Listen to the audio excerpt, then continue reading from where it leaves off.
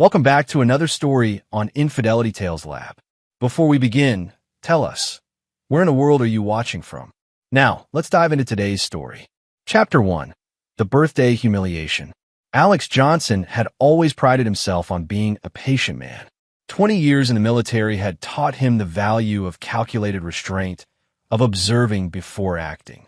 But as he watched his 8-year-old son Tommy's face crumble at the sight of his birthday cake, Alex felt something cold and final settle in his chest.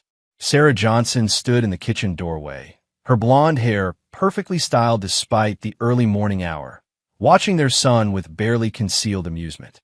The cake she presented was clearly dog food, chunks of brown meat and vegetables molded into a rough cake shape with a single candle stuck in the center. "It's just a joke," Sarah laughed, her voice carrying that particular edge it had developed over the past year. "Come on, Tommy, where's your sense of humor?" Alex's father, Ralph Johnson, held up his phone, recording everything with the enthusiasm of a man who'd found the perfect story for his weekly poker game. At 72, Ralph had never been one to show affection to his only grandchild, but this seemed particularly cruel even for him. "This is priceless," Ralph chuckled, adjusting his angle to get Tommy's tears in frame. "Wait until the boys at the VFW see this." Margie Johnson, Alex's mother, stood beside her husband, her arms crossed and a smirk playing at her lips. "He's used to eating trash anyway," she said with a laugh. "I've seen what Sarah packs in his lunch." The words hit Alex like a physical blow, but not because they were unexpected. His mother had always favored Sarah over him, had always made it clear that she thought his wife was too good for him. What shocked him was the casual cruelty directed at Tommy, his innocent son who was already struggling with being the smallest kid in his grade. Alex said nothing, just smiled. The same smile he'd worn when enemy combatants had thought they'd gotten the better of him in Afghanistan. The same smile that had preceded some of his most decisive victories. Tommy ran from the room, his small footsteps echoing up the stairs, followed by the slam of his bedroom door. Sarah shrugged and began preparing her real breakfast, Greek yogurt and granola, the same pristine meal she'd eaten every morning for the past 3 years. "You could have at least waited until after school," Alex said quietly, his voice carrying no emotion. "Oh, please," Sarah rolled her eyes. "It's not like he won't get over it. Kids are resilient. Besides, maybe this will toughen him up a little. He's too soft." Ralph lowered his phone, finally stopping the recording. "Your wife's got a point, Alex. The boy needs some backbone. When you were his age, we would have laughed right along with a joke like that." Alex remembered being 8 years old. He remembered his parents' idea of humor, their casual cruelty disguised as character building. He'd sworn his own children would never experience that. Yet here they were, 3 generations of Johnsons, and nothing had changed. "I'm going to check on Tommy," Alex said, heading toward the stairs. "Don't coddle him," Sarah called after him. "He needs to learn that the world isn't going to hand him everything on a silver platter." Alex paused at the bottom of the stairs, his hand gripping the banister. Sarah had no idea what the world had handed Alex, what he'd fought for, what he'd earned through blood and determination. She had no idea what he was capable of when pushed too far. He found Tommy face down on his bed, his small body shaking with quiet sobs. Alex sat on the edge of the bed and placed a gentle hand on his son's back. "I'm sorry about that, buddy," Alex said softly. "That wasn't right." Tommy turned over, his face red and streaked with tears. "Why did Mom do that? It's my birthday." Alex felt something fundamental shift inside him. Looking at his son's confused, hurt expression, he realized that this moment would define everything that came after. Tommy would remember this birthday for the rest of his life. He'd remember how his mother had humiliated him, how his grandparents had laughed, and how his father had responded. "Sometimes adults make bad choices," Alex said carefully. "But I want you to know that what happened downstairs wasn't about you. You didn't do anything wrong. Is Mom going to make me a real cake?" Alex pulled his son into a hug, breathing in the scent of his shampoo, feeling the delicate bones of his shoulders. "I'll make sure you get the birthday you deserve," he promised. "I'll handle everything." After Tommy had calmed down and Alex had helped him get ready for school, Alex returned downstairs to find Sarah on her phone, laughing at something on the screen. His parents had left, But Ralph's words echoed in his mind. This is priceless. Sarah, Alex said quietly. She didn't look up from her phone. What? Who were you texting? Now she glanced up, her expression shifting to mild annoyance. Just a friend. What? Alex had been married to Sarah for 10 years. He knew her tells, her micro-expressions, the way her voice changed when she was lying. He also knew that she'd been increasingly distant over the past year, increasingly critical of both him and Tommy. He'd attributed it to stress from her job at the marketing firm, but now he wondered if there was more to it. Nothing, he said, maintaining that same calm smile. I just wanted to know if you were sharing the video of our son's humiliation with anyone else. Sarah's cheeks flushed slightly.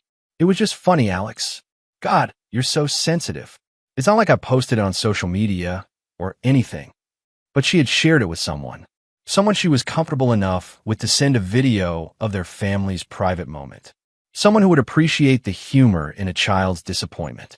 I'm going to pick up a real cake for Tommy after work, Alex said. Fine, Sarah shrugged. Waste the money. But don't expect me to pretend it's some grand gesture. The joke was harmless. Alex nodded and headed to the garage. As he drove to work, he thought about his son's tears, his wife's casual cruelty, his parents' laughter. He thought about the life he'd built, the family he'd tried to protect, the woman he'd trusted with his heart and his child's well-being. By the time he reached his office at the construction company he'd built from nothing after leaving the military, Alex had made a decision. Some betrayals were too deep to forgive. Some wounds were too deliberate to heal. He'd spent 20 years learning patience in the military, but he'd also learned something else: how to plan, how to execute, and how to win when winning mattered most. Sarah and whoever she was texting had no idea what they'd set in motion with their cruel joke. But they would learn. Chapter 2. The Discovery. Alex Johnson's construction company, Apex Building Solutions, occupied a modest office complex on the industrial side of town. He'd built it from the ground up after his military discharge, leveraging his engineering background and leadership experience into a thriving business that specialized in high-end residential projects. The work was honest, profitable, and provided him with the resources to give his family a comfortable life. More importantly, it had taught him how to investigate. In construction, you learned to spot problems before they became disasters. You developed an eye for structural weaknesses, for signs that something wasn't built to last. You learned to ask the right questions and verify every detail, because people's lives depended on your thoroughness. As Alex sat in his office that afternoon, he applied those same skills to his marriage. Sarah's phone records were easy enough to access. They shared a family plan, and Alex was the primary account holder. What he found made his jaw tighten with something that went beyond anger into a realm of cold, calculating fury. Hundreds of texts over the past 8 months to a number registered to Brett Young. The frequency had increased dramatically in recent weeks, with exchanges happening at all hours of the day and night. The content preview function showed fragments. Can't wait to see you. He's so clueless. Soon we won't have to hide anymore. Alex pulled up Brett Yang's social media profiles. 34 years old, fitness instructor at Elite Fitness downtown, divorced with no children. His Instagram was full of shirtless photos, motivational quotes about living authentically, and comments from women that made it clear he had quite a following. But it was a photo from 3 weeks ago that made Alex's blood run cold. Brett Young and Sarah Johnson, clearly taken at some upscale restaurant. Her hand resting on his arm, both of them gazing at each other with the intensity of new lovers. Sarah was wearing the dress Alex had bought her for their anniversary last year. The caption read, "When you find someone who makes you laugh until your stomach hurts." #blessed #new chapter. Alex scrolled through the comments. Several people had congratulated them on their relationship, calling them a perfect couple, asking when they were going to make it official. One comment from a woman named Desiree Kern made Alex's chest tighten. "Sarah's so lucky to have found someone who appreciates her sense of humor. That video you sent was hilarious." So the video of Tommy's humiliation had been shared. His son's pain had become entertainment for Sarah's new social circle. Alex spent the next hour conducting a thorough background check on Brett Young. Military training had its benefits. Alex still maintained contacts in various agencies, and a few discreet phone calls revealed interesting information. Brett had been fired from 2 previous gyms for inappropriate relationships with married clients. He was currently 3 months behind on his car payments and had recently taken out a high-interest personal loan for $15,000. Most interesting of all, Brett Young had been asking questions about Alex's business. According to Alex's contact at the bank, Brett had attempted to get information about Apex Building Solutions' financial status, claiming to be a potential investor. The bank had, of course, refused to provide any details, but it painted a clear picture of Brett's intentions. Alex leaned back in his chair, processing the information. This wasn't just an affair born of passion or emotional connection. Brett Young was a predator who targeted wealthy married women, and Sarah had walked right into his trap. But instead of feeling sorry for his wife, Alex felt something colder. Sarah had chosen this. She'd chosen to humiliate their son, to betray their marriage, to destroy their family for a man who saw her as nothing more than a paycheck. His phone buzzed with a text from Sarah, "Working late tonight. Don't wait up." Alex smiled that same calm smile from the morning. He typed back, "No problem. Take your time." Then he made a series of phone calls. The first was to his lawyer, Ian Brennan, who'd handled the legal aspects of Alex's business for years. Ian was discreet, thorough, and had a reputation for aggressive representation when needed. "Ian, I need to discuss some personal matters," Alex said when the lawyer answered. "Hypothetically, what would be the best way to protect my assets if I were facing a divorce?" "That's an interesting hypothetical," Ian replied carefully.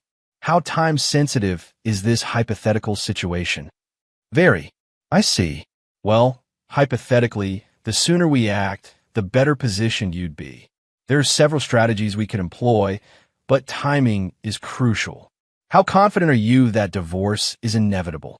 Alex thought about Tommy's tears, about Sarah's cruel laughter, about the casual way she'd shared their son's humiliation with her lover. "Completely confident. Then I'd suggest we meet tomorrow morning. Bring all your financial documents, and we'll discuss your options." Hypothetically, of course. The second call was to Stuart Peters, a private investigator Alex had met through business connections. Stuart was ex-FBI, methodical, and completely uninterested in moral judgments. He dealt in facts and evidence. "Stuart, I need comprehensive surveillance on 2 individuals," Alex said. "I need to know everything. Where they go, who they see, what they do. I need it all documented with timestamps and photographs. Time frame, starting immediately, ongoing until I say stop." "Understood. Send me the details, and I'll have a team in place by tonight." The third call was to his accountant, where Alex began the process of restructuring his business assets. Perfectly legal maneuvers that would make it very difficult for Sarah to claim half of everything he'd built. By the time Alex left the office, he had the framework of a plan in place.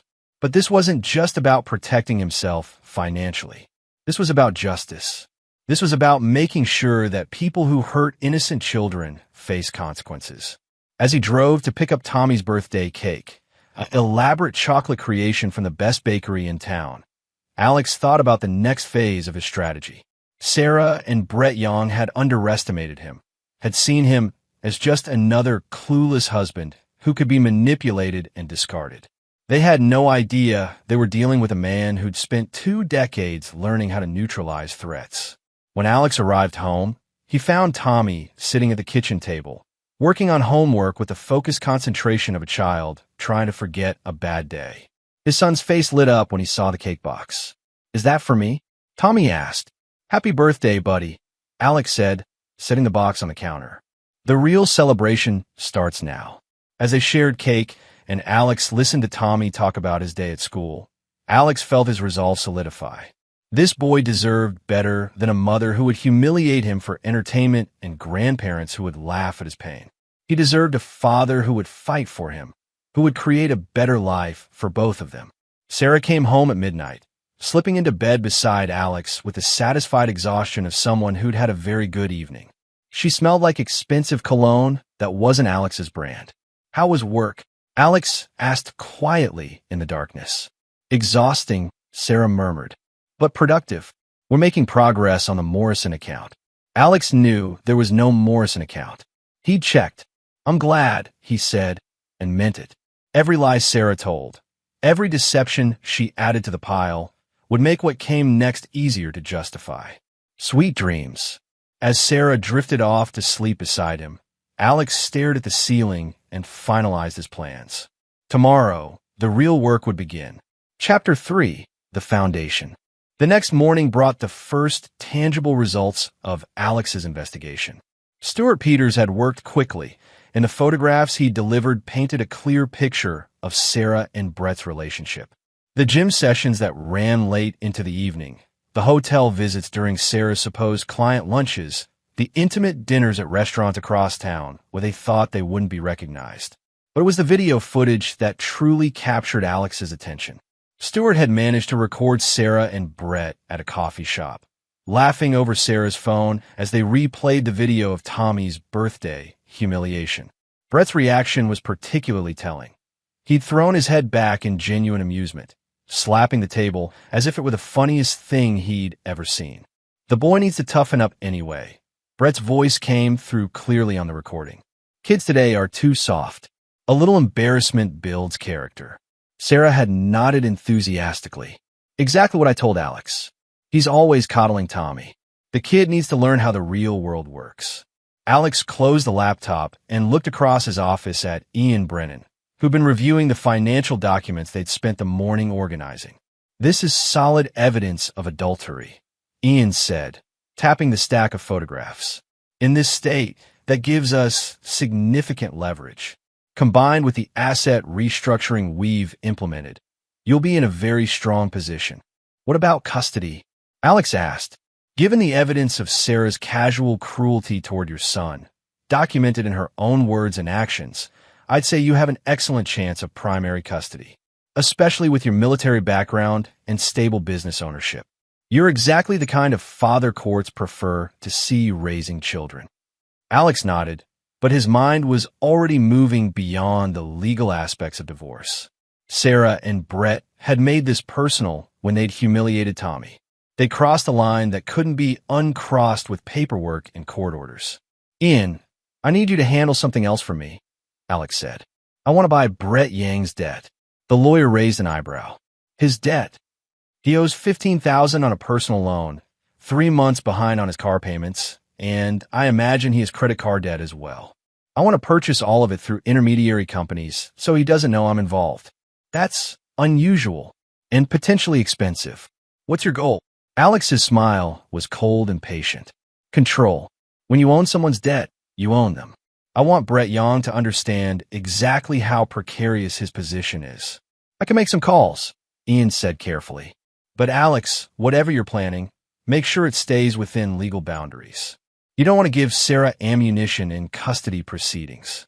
Everything I do will be perfectly legal, Alex assured him. I'm not interested in breaking the law.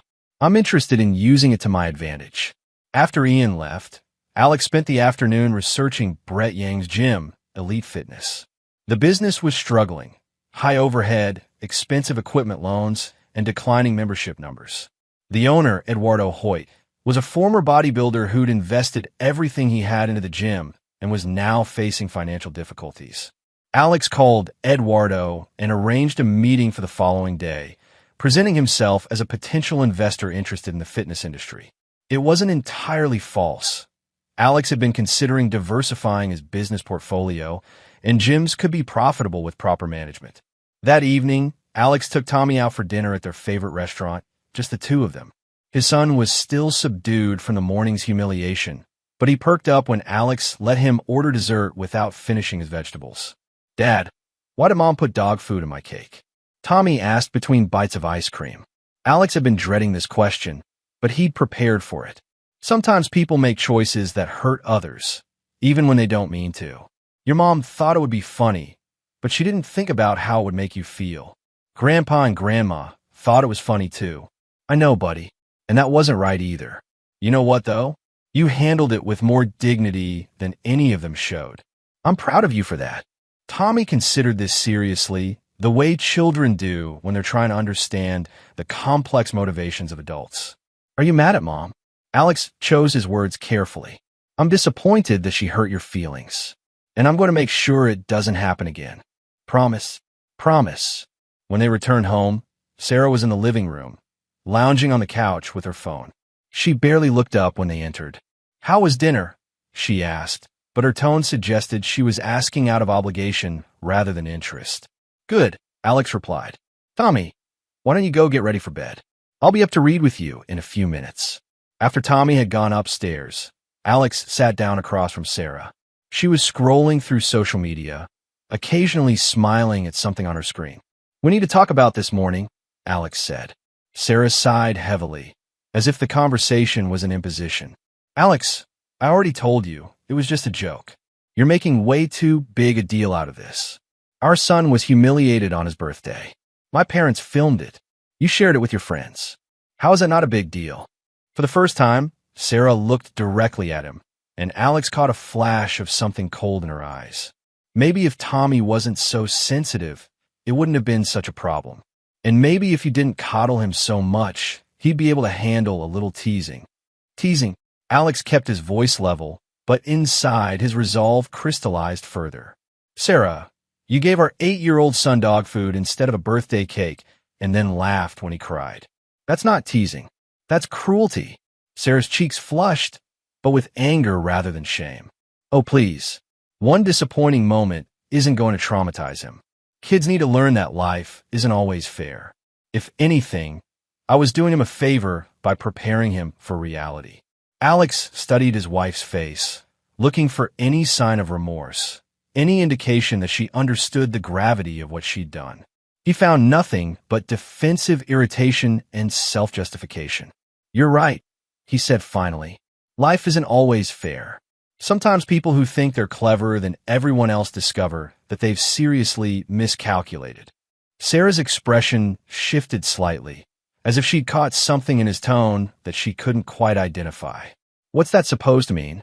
Alex stood up, still wearing that calm, patient smile. It means I'm going to go read to our son, and then I'm going to bed. We'll talk more tomorrow. As he headed upstairs, Alex heard Sarah's phone buzz with a text message, followed by her familiar laugh. No doubt Brett Young was entertaining her with more wisdom about child-rearing and relationship management. Let them laugh, Alex thought as he settled in beside Tommy to read the next chapter of Hatchet, their current bedtime book. Let them think they were so clever, so superior, so much smarter than the boring husband and father they were planning to discard. They had no idea they were dealing with a man who'd spent his adult life learning how to win against superior forces through superior planning. They had no idea that every laugh, every cruel comment, every moment of their shared amusement was being documented and cataloged as evidence. Most importantly, they had no idea that Alex Johnson was the kind of man who, once he'd identified an enemy, would pursue victory with the same methodical precision that had made him successful in both war and business. The foundation was laid. Now it was time to build. Chapter 4. The Structure Rises. Alex's meeting with Eduardo Hoyt at Elite Fitness went exactly as he'd hoped. The gym owner was desperate, facing foreclosure within 60 days unless he could find an investor or buyer. His desperation made him talkative, and within an hour, Alex had a complete picture of the gym's financial situation and Brett Yang's employment status. Brett's one of our most popular trainers, Eduardo explained as they toured the facility. The ladies love him, but honestly, he's been a bit of a problem lately. Always requesting time off, showing up late, spending too much time on personal calls during his shifts. Alex nodded sympathetically while mentally noting Brett's schedule, his client list, and the layout of the gym. The building was well constructed, in a prime location, and with proper management could be profitable. More importantly, it would give Alex direct control over Brett's livelihood. I'll need a few days to review the financials with my team, Alex told Eduardo. But I'm very interested. This could be exactly what I'm looking for. 2 days later, Alex owned Elite Fitness through a shell company. Eduardo was so grateful for the cash infusion that he gladly accepted Alex's suggestion to promote the gym's customer service standards and implement stricter employment policies. Brett Young had no idea his new boss was the husband of the woman he was sleeping with. Meanwhile, Stuart Peters continued his surveillance, providing Alex with a detailed timeline of Sarah and Brett's affair. They met 3 times a week, Mondays at the Marriott downtown, Wednesdays at Brett's apartment, and Fridays at various restaurants around the city. Sarah had even taken vacation days to spend full afternoons with Brett, lying to Alex about spa visits and shopping trips with friends. The most damaging evidence came from a recording Stuart had made at Brett's apartment. Through a directional microphone, he'd captured a conversation that revealed the true scope of Sarah and Brett's planning. "He's such a pushover," Sarah's voice was clear on the recording. 20 years of marriage, and he's never stood up to me once. When I file for divorce, he'll probably just roll over and agree to whatever I ask for. What about the kid? Brett's voice carried casual indifference. Tommy? Alex can have him. I never wanted children anyway. The whole mother thing was just part of the package deal. Now that I've found someone who actually understands me, I don't need to pretend anymore. Alex had listened to this recording 3 times, each playback strengthening his resolve. Sarah wasn't just betraying their marriage. She was planning to abandon their son. Tommy would grow up knowing his mother had chosen another man over him, had walked away without a fight. That was unacceptable. Alex's next move was psychological. He began subtly altering Sarah's routine, creating small disruptions that would increase her stress and push her toward making mistakes. He rescheduled contractors to work on their house during times when Sarah usually met Brett, forcing her to find excuses to leave. He arranged for Tommy's school events to conflict with her planned afternoons away. He even had their credit cards temporarily flagged for suspicious activity, creating hassles when she tried to pay for hotel rooms. None of these actions were overtly suspicious, but together they created a pattern of frustration that began affecting Sarah's mood and judgment. "Why is everything falling apart lately?" Sarah complained one evening after a particularly difficult day. Her credit card had been declined at lunch. The house alarm had malfunctioned during a planned rendezvous with Brett, and she'd received a notice that her gym membership needed updating. "Just bad luck, I guess," Alex replied, not looking up from the financial reports he was reviewing. "These things happen in clusters sometimes." Sarah studied his face suspiciously. "It's like someone's deliberately sabotaging my schedule." Alex glanced up with apparent concern. "That's a strange thing to say. Who would want to sabotage your schedule?" "I don't know. It just feels coordinated. Maybe you're just stressed from work," Alex suggested. "The Morrison account has been keeping you busy lately." Sarah's expression tightened slightly. She'd forgotten that she'd claimed to be working on a non-existent account. "Right, the Morrison account. It's been challenging. I'm sure you'll figure it out," Alex said, returning to his papers. "You always do." But Sarah's paranoia was growing, and paranoid people made mistakes. Alex was counting on it. At the gym, Brett was experiencing his own set of frustrations. His new management had implemented strict policies about punctuality, customer service, and appropriate relationships with clients. 3 written warnings for various infractions had appeared in his personnel file, each one documented with security camera footage and witness statements. "It's like they're watching my every move," Brett complained to Sarah during one of their Wednesday afternoon meetings. "The new owner is some kind of control freak. Everything has to be perfect. Everything has to be documented." "At least you have job security," Sarah replied, but her tone was distracted. She was thinking about the series of small disasters that had been plaguing her schedule. "For now, but one more write-up and I'm out." They made that very clear. Alex, listening to this conversation through Stuart's surveillance equipment, smiled with satisfaction.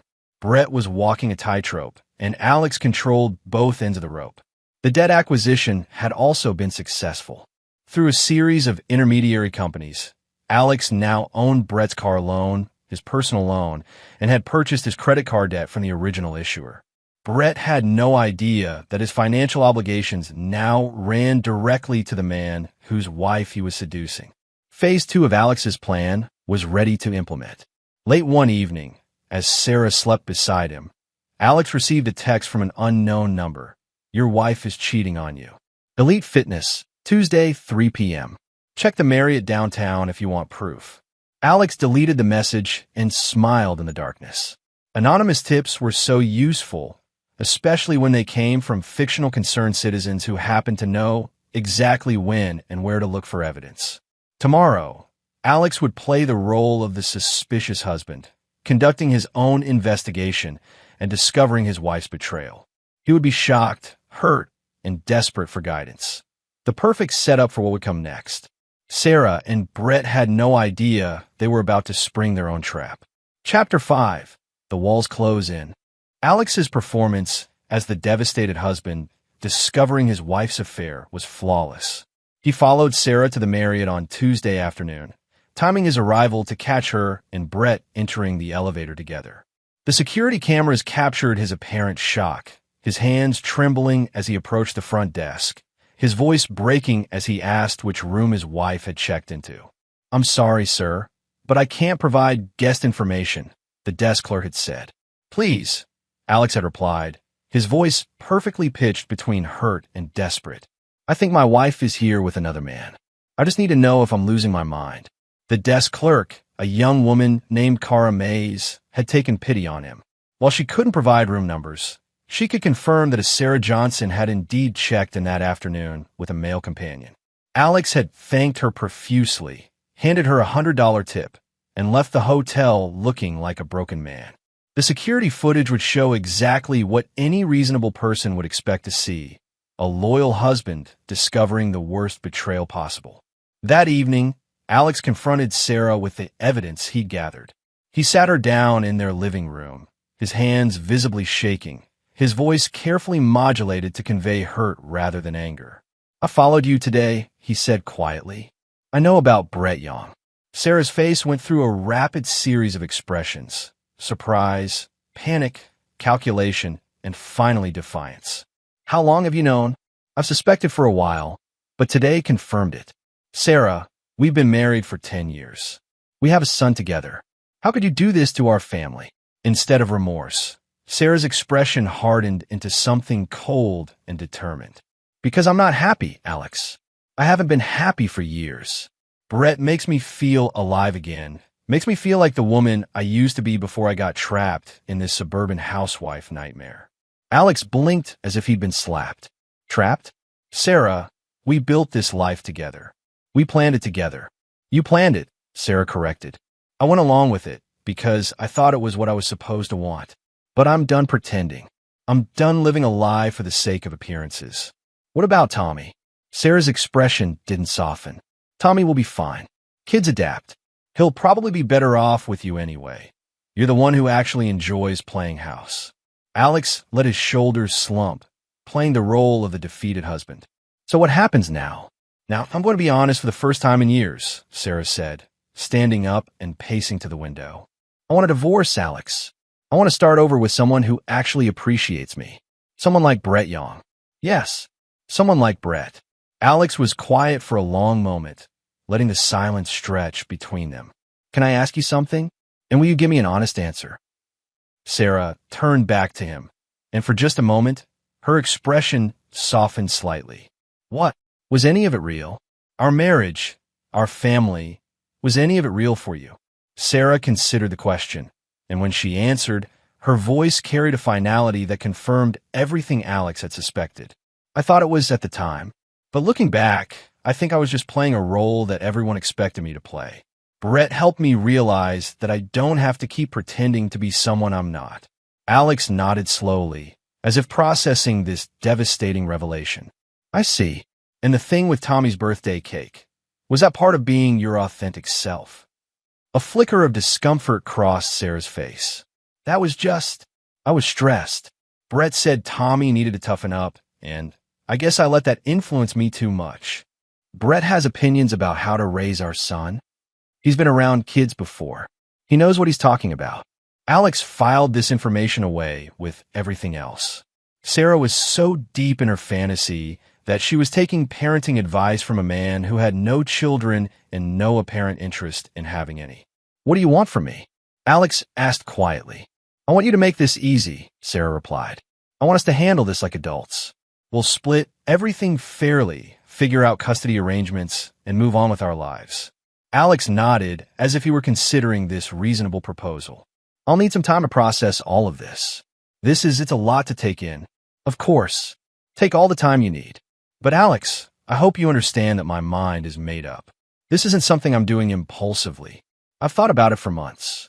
After Sarah went upstairs, presumably to text Brett about the conversation, Alex sat alone in his living room and felt a cold satisfaction settle over him. Sarah had just made several critical mistakes.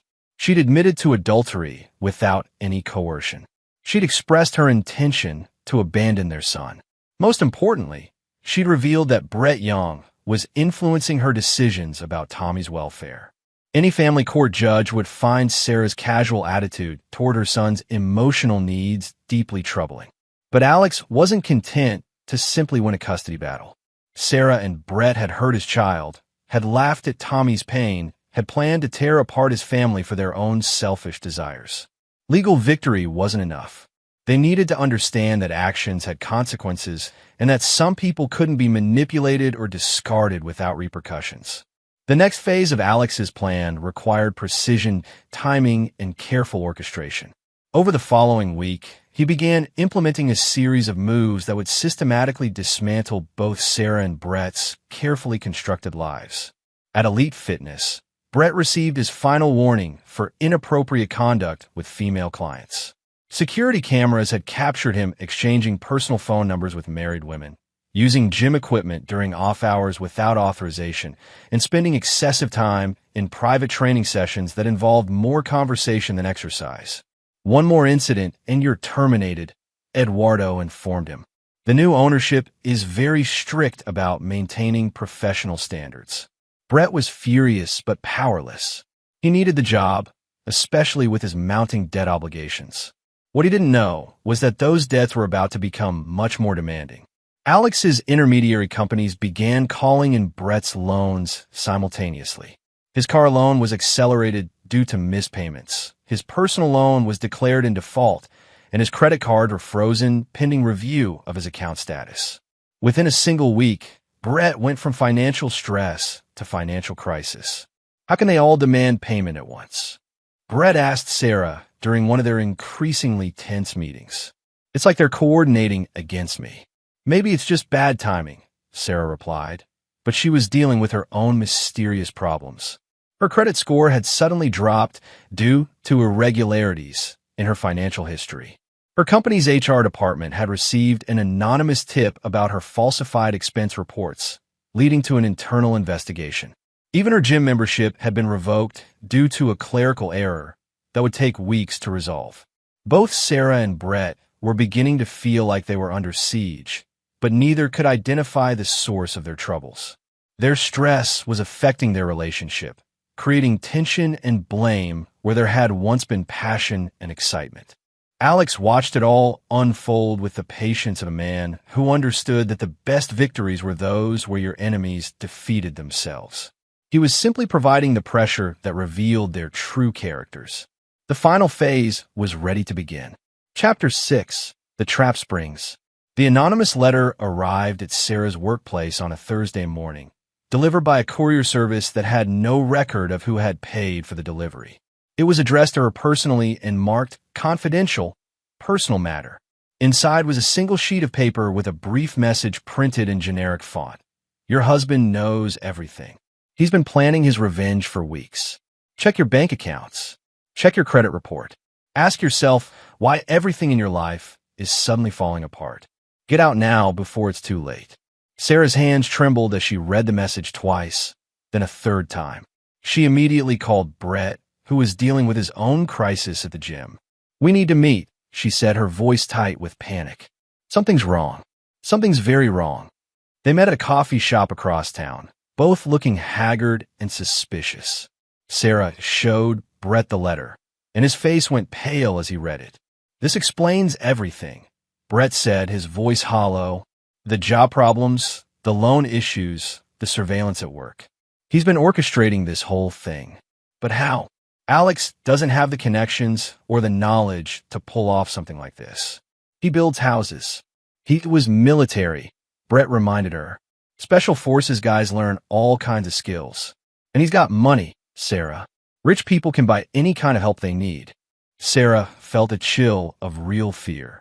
She'd always seen Alex as predictable, controllable, the kind of man who would accept whatever life handed him without fighting back. The idea that he might be actively working against her was terrifying. "What do we do?" she asked. Brett was quiet for a long moment, thinking. "We accelerate our timeline. You file for divorce immediately, before he can make any more moves. We take whatever we can get and disappear." "Disappear where?" "I've got connections in other states. We can start over somewhere else, somewhere he can't reach us." Sarah felt her carefully constructed fantasy beginning to crumble. Instead of a romantic new beginning with Brett, she was facing the prospect of running away like a criminal, abandoning her comfortable life and her son for an uncertain future with a man she was beginning to realize she barely knew. "What about Tommy?" she asked. Brett's expression hardened. "What about him? You said yourself he'd be better off with his father. This just makes it official." The casual way he dismissed her son's welfare was like a slap in the face. "Brett, he's my child. And he's Alex's child, too. Look, Sarah, we always knew this was going to be complicated. But if your husband is really as dangerous as this letter suggests, then staying here isn't an option. We take what we can get and go, or we risk losing everything." That evening, Sarah returned home to find Alex in his study, calmly reviewing documents. Tommy was upstairs doing homework, and the house felt peaceful, normal. It was hard to reconcile this domestic tranquility with the image of Alex as a ruthless manipulator orchestrating her downfall. "Alex, we need to talk," she said from the doorway. He looked up with what appeared to be genuine surprise. "Of course. Come in." Sarah entered the study and closed the door behind her. "I've decided I want to proceed with the divorce immediately. I've already contacted a lawyer." Alex's expression shifted to what looked like resignation mixed with sadness. "I see. I was hoping we might try counseling first, but if your mind is made up..." "It is. I want this to be as straightforward as possible. We split the assets 50-50. I take my personal belongings, and we work out a custody arrangement for Tommy." "What kind of custody arrangement were you thinking?" Sarah hesitated. This was the moment where she would reveal her true intentions. "I think Tommy would be better off with you as the primary guardian. I'll take visitation rights, of course, but you're more suited to daily parenting responsibilities." Alex was quiet for a long moment, and when he spoke, his voice carried a note of genuine confusion. "Sarah, are you saying you don't want custody of our son?" "I'm saying I want what's best for him. And what's best for him is stability, routine, a parent who can be there consistently. You can provide that better than I can." "Because you're planning to leave town?" Sarah's eyes sharpened. "What makes you say that?" "Just a feeling. The way you're talking, it sounds like you're planning to start completely over somewhere else." The conversation was making Sarah increasingly uncomfortable. Alex seemed surprised by her decisions rather than triumphant, confused rather than calculating. Either he was an exceptional actor, or the anonymous letter had been wrong about his involvement in her recent troubles. "I just want us both to be able to move forward with our lives," she said carefully. "I understand. And Sarah, despite everything that's happened, I want you to be happy. If Brett Young makes you happy, then I hope things work out for you." The casual mention of Brett's name hit Sarah like a physical blow. Alex knew about Brett, had known all along, but his tone carried no anger or threat, just tired acceptance. "How long have you known?" she asked. "A few weeks. I had you followed. And you didn't say anything?" Alex shrugged. "What was I supposed to say? That I wanted you to stay with someone who clearly didn't want to be here? That I wanted to force you to pretend to love me and our son?" Sarah felt tears welling up in her eyes, but she wasn't sure if they were from guilt, relief, or confusion. "Alex, I never meant for things to happen this way. I know. These things rarely happen the way we plan them." Alex paused, then continued in a quieter voice. "Can I ask you one favor?" "What?" "Don't disappear without saying goodbye to Tommy. Whatever happens between us, he deserves to hear from you that it's not his fault." Sarah nodded, not trusting her voice. The conversation wasn't going anything like she'd expected. Instead of the confrontation she'd braced for, Alex was being reasonable, understanding, even kind. It was making her question everything Brett had told her about Alex's supposed revenge campaign. After Sarah left the study, Alex sat back in his chair and smiled. The performance had been perfect. Sarah was now completely off balance, questioning her assumptions, doubting Brett's judgment. The anonymous letter had done exactly what Alex had intended. It had forced Sarah and Brett to reveal their true characters under pressure. Brett had immediately suggested running away, abandoning Tommy without a second thought. Sarah had been willing to consider it. Both of them had shown that when faced with consequences for their actions, their first instinct was to flee rather than take responsibility. It was exactly the evidence Alex needed for the final phase of his plan. Tomorrow, everything would come together. Sarah and Brett had played their parts perfectly, never realizing they were following a script Alex had written from the beginning. The trap had sprung. Now it was time to collect what he was owed. Chapter 7. The Reckoning Begins. Alex's plan reached its crescendo on a Friday afternoon when multiple carefully orchestrated events converged with military precision. He'd spent weeks positioning the pieces, and now it was time to watch them fall. At exactly 2:30 p.m., Brett Young received a phone call at Elite Fitness from a debt collection agency, informing him that all his loans had been consolidated and were now due in full within 48 hours. The total amount was $63,000, far more than Brett had realized he owed due to accelerated interest and penalties. There must be some mistake, Brett protested. I need to speak to a supervisor. The loans have been purchased by a private investment firm, the collection agent explained. They have the legal right to demand immediate payment. If you cannot comply, repossession proceedings will begin Monday morning. At the same time, Sarah was sitting in her divorce attorney's office, receiving devastating news about her legal position. The lawyer, Tony Black, was one of the most expensive in the city, but his expression was grim as he reviewed Alex's financial disclosures. Mrs. Johnson, I'm afraid your husband has restructured his assets in a way that significantly limits what you can claim in a divorce settlement, Tony explained. His business holdings have been moved into trusts and LLCs that predate your marriage.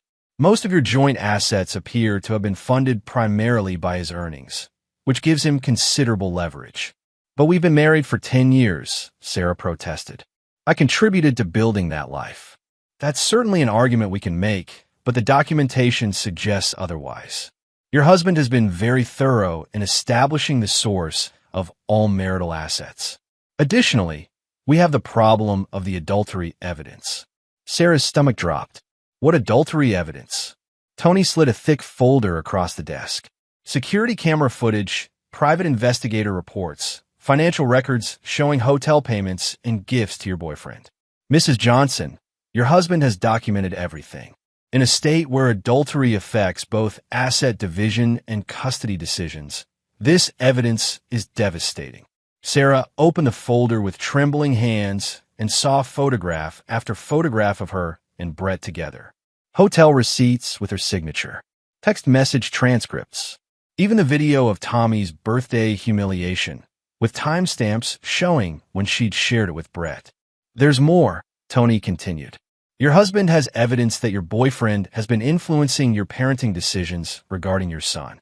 Family courts take a very dim view of that kind of outside interference in child welfare. Meanwhile, at Elite Fitness, Brett was experiencing his own catastrophe. Eduardo Hoyt called him into the office and handed him a termination notice, effective immediately. I'm sorry, Brett, but the new ownership has made it clear that your employment here is no longer viable, Eduardo explained. There have been too many incidents, too many violations of company policy. This is insane, Brett protested. I've been one of your best trainers for 3 years. That may be true, but the new management has different standards. Your final paycheck will be ready Monday, minus deductions for equipment damage and policy violations. Brett stormed out of the gym, his phone buzzing with calls from creditors and collection agencies. His car had already been repossessed from the parking lot while he was being fired. His apartment lease was in jeopardy due to missed payments. In the span of 2 hours, his entire life had collapsed. He called Sarah in a panic. We need to meet right now. Everything's falling apart. Sarah, still reeling from her attorney's revelations, agreed to meet at their usual coffee shop. When she arrived, Brett looked like a man on the edge of a breakdown. His face was pale, his hands shaking, his usual confident demeanor completely shattered. "They know everything," Brett said without preamble. "Your husband has been planning this for weeks, maybe months. He's destroyed my credit, got me fired, taken my car. I'm completely ruined. How could he have that kind of power?" Sarah asked, though her meeting with Tony Black had already answered that question. "Money and connections. I underestimated him completely. I thought he was just some boring contractor who wouldn't fight back. But he's been playing chess while we were playing checkers." Sarah showed Brett the evidence folder from her attorney's office. His face went ashen as he flipped through the photographs and documents. "We're screwed," he said flatly. "Completely and totally screwed." "There has to be something we can do," Sarah said, but her voice lacked conviction. "Some way to fight back." Brett laughed bitterly. "Fight back with what? I don't have a job, a car, or a place to live. And you're about to lose everything in the divorce. Your husband has made sure we have nothing left to fight with." The reality of their situation was settling over them both like a suffocating blanket. The passionate affair that had seemed so romantic and exciting just weeks ago now felt foolish and destructive. They'd traded their secure lives for a fantasy that had evaporated the moment it faced real consequences. "I have to go back to him," Sarah said quietly. "I have to try to fix this before it's too late." Brett's expression hardened. "Go back to him? Sarah, you filed for divorce. You told him you were leaving him for me. There's no going back from that. Maybe if I apologize, if I explain that I made a mistake, he's not going to forgive you. Look at what he's done to us. This isn't the work of someone who's interested in reconciliation. This is revenge, pure and simple." Sarah stared at the evidence folder, feeling the full weight of her choices. She convinced herself that Alex was weak, that he would simply accept whatever she decided to do. Instead, she'd awakened something implacable and ruthless, something that had systematically dismantled her life while she remained oblivious to the threat. "What about Tommy?" she asked. "What about him? You already told your husband he could have custody. The kid will be fine." The casual dismissal of her son's welfare was the final straw. Sarah looked at Brett Young, really looked at him, and saw him clearly for the first time. Without his confident swagger, without his easy charm, he was just a selfish man who'd convinced her to destroy her family for his own gratification. "I need to go home," she said, standing up from the table. "Sarah, wait. We can figure this out. Maybe if we leave town tonight, start over somewhere else. With what money? You just said yourself we have nothing left." Brett's desperation was palpable. "I'll figure something out. I always do. But we can't give up now. Not when we've come this far." Sarah looked at this man who'd promised her a new life, who'd convinced her to abandon her family, who was now suggesting they run away like criminals. The fantasy was completely dead now, replaced by the harsh reality of consequences and regret. "Goodbye, Brett," she said and walked away. As Sarah drove home, she tried to prepare herself for what would likely be the most difficult conversation of her life. She betrayed her husband, abandoned her son, and destroyed her family for a man who'd proven to be nothing more than a coward when faced with adversity. But the worst part was knowing that Alex had been right about Brett all along. And Alex had been planning this confrontation from the beginning, had seen through both of them with a clarity that made her feel foolish and naive. She pulled into her driveway and sat in the car for several minutes, staring at the house she'd taken for granted, thinking about the family she'd been so eager to discard. Through the front window, she could see Alex helping Tommy with his homework at the kitchen table, both of them focused and content. It was a scene of domestic peace that she'd scorned just days ago. Now it looked like everything she'd lost and might never get back. Sarah took a deep breath and prepared to face the consequences of her choices. Chapter 8. The Price of Betrayal. Sarah found Alex exactly where she'd seen him through the window, sitting at the kitchen table with Tommy, working through a math worksheet.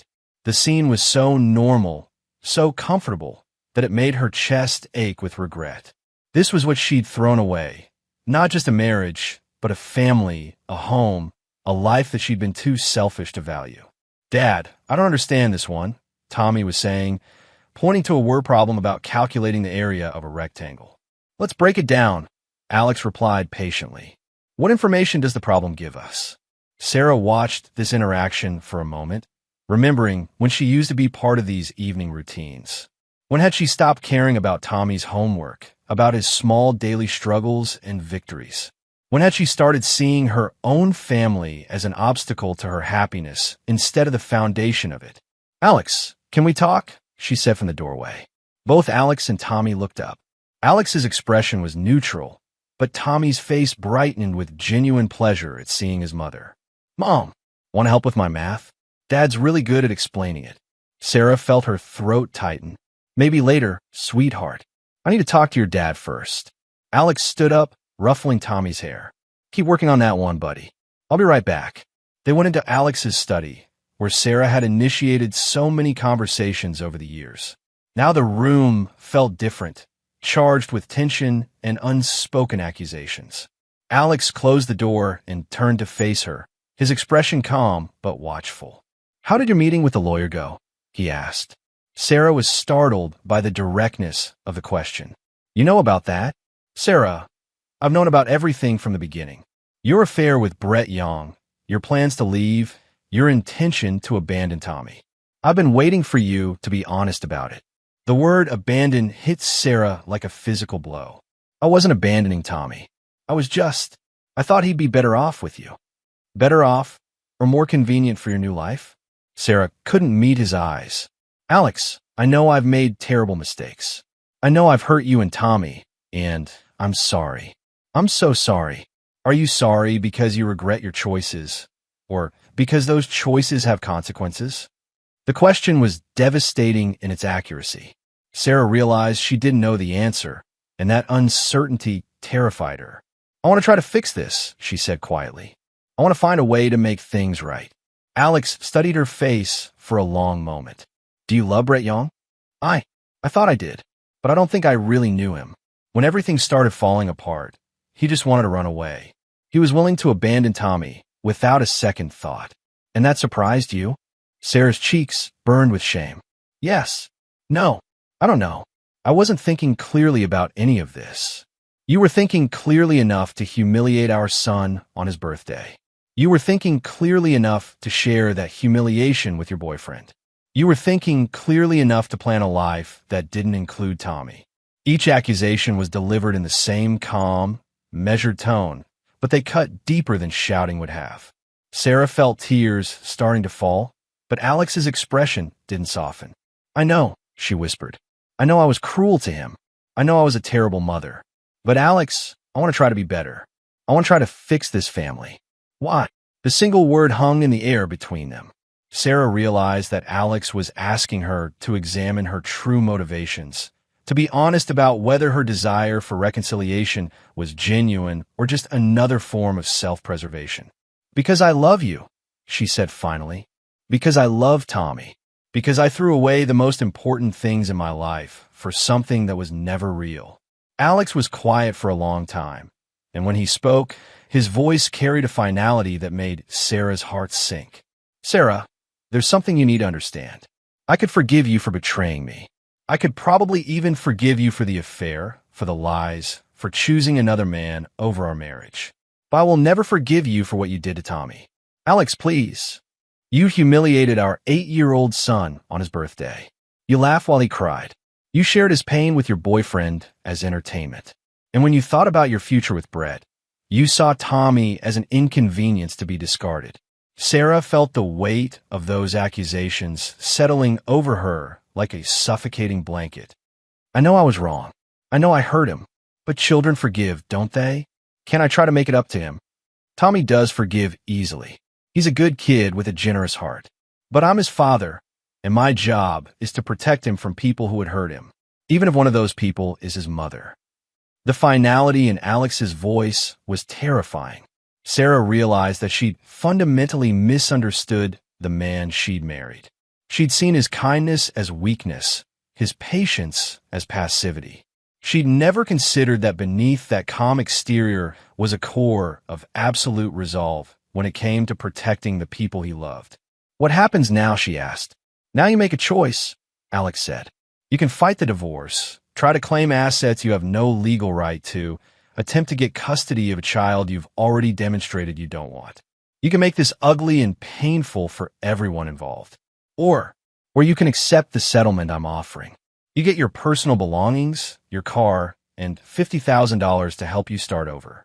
In exchange, you sign away any claim to marital assets and agree to supervise visitation with Tommy until he's old enough to decide for himself whether he wants a relationship with you. Sarah felt the ground shifting beneath her feet. Supervised visitation?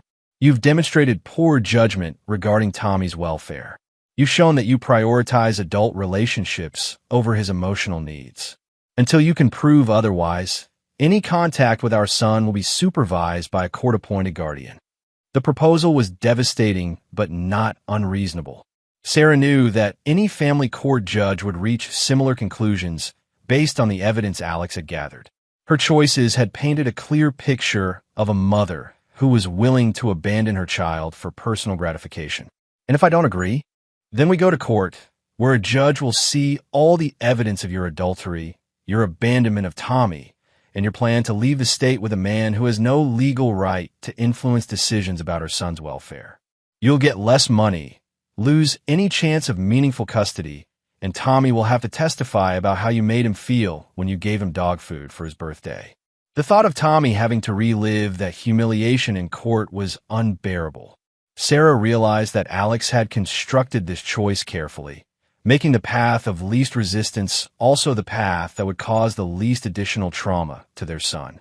I need time to think, she said. Of course. But Sarah, understand that this offer expires in 48 hours. After that, we do this the hard way. As Sarah prepared to leave the study, Alex spoke one more time. There's one more thing you should know.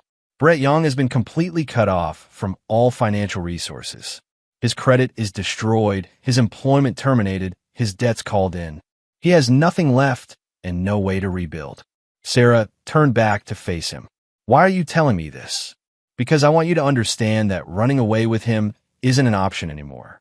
Your fantasy is over, Sarah.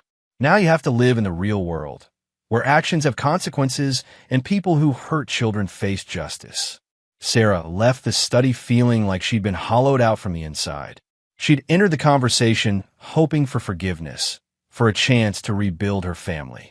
Instead, she discovered that she'd married a man far more formidable than she'd ever imagined. A man who'd systematically dismantled her life while giving her every opportunity to make better choices. As she packed her belongings that night, Sarah could hear Alex reading to Tommy in the next room, their voices carrying the easy comfort of a father and son who genuinely enjoyed each other's company.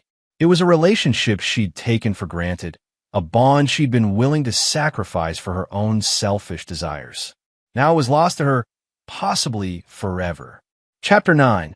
The Last Laugh. 6 months later, Alex stood in the kitchen of their house, his house now, watching Tommy blow out 9 candles on an elaborate superhero-themed birthday cake. The boy's face was radiant with happiness, surrounded by friends from school and teammates from his Little League team. The contrast with the previous year's humiliation couldn't have been more complete. Make a wish, buddy, Alex said, his hand resting gently on his son's shoulder. Tommy closed his eyes, concentrated for a moment, then blew out all the candles in one breath. The room erupted in cheers and applause. What did you wish for? Asked Austin Yoder, Tommy's best friend. Can't tell you, or it won't come true, Tommy replied with the wisdom of 9 years. But he looked up at his father with a smile that suggested his most important wish had already been granted. The past 6 months had been a period of healing and rebuilding for both of them. Tommy had struggled initially with his mother's absence, asking difficult questions about why she'd chosen to leave. Alex had been honest, but age-appropriate in his explanations, focusing on the fact that sometimes adults make choices that hurt the people they love, but that didn't mean the hurt was deserved or permanent. Sarah had signed the divorce settlement without contesting it. The supervised visitation arrangements had been used exactly twice, both awkward, stilted encounters that left Tommy confused and upset. After the second visit, Sarah had stopped requesting them altogether. She'd moved to another state, ostensibly to start fresh, though Alex suspected she was simply running from the consequences of her choices. Brett Young had disappeared entirely. His financial ruin had been complete and irreversible. The debt consolidation had triggered a cascade of legal and personal problems that left him unable to remain in the city. Stuart Peters had tracked him to a small town in Nevada, where he was apparently working construction for minimum wage and living in a studio apartment. The fitness instructor who'd once seduced wealthy married women was now just another middle-aged man struggling to pay rent. Alex felt no sympathy for either of them. They'd made their choices with full knowledge of the potential consequences. They'd chosen cruelty over kindness, selfishness over responsibility, fantasy over reality. The fact that their choices had led to predictable outcomes was justice, not tragedy. "Dad, can we play baseball in the backyard?" Tommy asked as the party began winding down. "Absolutely. Let me help clean up first, then we'll get the gloves." As Alex cleared cake plates and picked up wrapping paper, he reflected on the lessons of the past year. He'd learned that patience and planning were more powerful than anger and impulse. He'd learned that people revealed their true characters under pressure, and that character was destiny. Most importantly, he'd learned that protecting the innocent sometimes required being ruthless with the guilty. His phone buzzed with a text message from an unknown number. Alex opened it, curious. "I know what you did to us. I know how you destroyed our lives. This isn't over." Alex smiled and deleted the message. Brett Young, apparently. The man still didn't understand that his life had been destroyed by his own choices, not by Alex's response to them. Some people never learned to take responsibility for their actions. Alex typed a brief reply. "Your threats are documented and will be forwarded to local authorities. Any further contact will be considered harassment. Move on with your life." Then he blocked the number and forgot about it. Brett Young was yesterday's problem, and Alex had more important things to focus on. Tommy appeared at his elbow, baseball glove in hand. "Ready, Dad?" "Ready." They went into the backyard, where the late afternoon sun was casting long shadows across the grass. Alex pitched gently while Tommy practiced his swing, both of them laughing when the ball sailed over the fence into the neighbor's yard. "I'm getting better, aren't I?" Tommy asked as they retrieved the ball. "You're getting much better. Keep practicing, and you'll be starting shortstop next season. Will you come to all my games?" "Every single one," Alex promised. "That's what dads do." Tommy beamed at this assurance, and Alex felt a deep satisfaction that had nothing to do with revenge or justice. This was what victory actually looked like, not the destruction of enemies, but the protection of innocence, the preservation of love, the building of a life worth living. As they played catch in the fading light, Alex thought about the future he was building with his son. Tommy would grow up knowing that his father would fight for him, would protect him, would never abandon him for personal convenience. He would learn that actions had consequences, that loyalty was rewarded, and that some things were worth fighting for. He would also learn that some people couldn't be trusted, that some wounds couldn't be healed with forgiveness alone, and that sometimes the only way to stop a bully was to demonstrate that their actions would have costs they couldn't afford to pay. These were hard lessons, but necessary ones. The world could be cruel, but it was also fair in its own way. People who treated others with kindness and respect generally found kindness and respect returned. People who chose cruelty and betrayal generally found themselves alone with the consequences of their choices. Sarah had learned this lesson too late. Brett Young was still learning it. But Tommy would grow up understanding it from the beginning, which would make him stronger, wiser, and better prepared for whatever challenges life might bring. As the sun set and they headed inside for dinner, Alex reflected on the justice of it all. A year ago, he'd been a man whose family was being quietly destroyed by people who saw his kindness as weakness. Today, he was a single father raising a happy, healthy son in a home filled with love and security. Sarah was alone in another state, probably telling herself that she was the victim of circumstances beyond her control. Brett Young was working manual labor and living in poverty, no doubt blaming Alex for consequences that were entirely the result of his own actions. But Alex and Tommy were together, building a life based on mutual respect, genuine affection, and unwavering loyalty. They were the ones who had truly won. That night, as Alex tucked Tommy into bed, his son looked up at him with serious eyes. "Dad, are you happy?" Alex considered the question carefully. "Yes, buddy. I'm happy. Are you? Yeah. I like it being just us. It feels safe. Alex kissed his son's forehead and turned off the light. It is safe, and it always will be. As he walked downstairs, Alex smiled to himself. Sarah and Brett had thought they were so clever, so superior, so much smarter than the boring husband and father they were planning to discard. They'd had no idea they were dealing with a man who understood that the best revenge wasn't getting even. It was building something better than what had been destroyed. They'd given him dog food for his son's birthday, thinking it was just a joke. Alex had given them a masterclass in consequences, and he'd had the last laugh after all. And there you have it. Another story comes to an end. What did you think? I'd love to hear your thoughts in the comments below. If you enjoy this story, consider joining our community by subscribing. It means the world to us. For more stories like this one, check out the recommended videos on screen. And I'll see you there. Welcome back to another episode of Infidelity Tales Lab. We're thankful for your continued viewership. Before we begin, tell us, where in the world are you watching from? We love knowing our global reach. Now, let's dive into today's story. Chapter 1, The Return.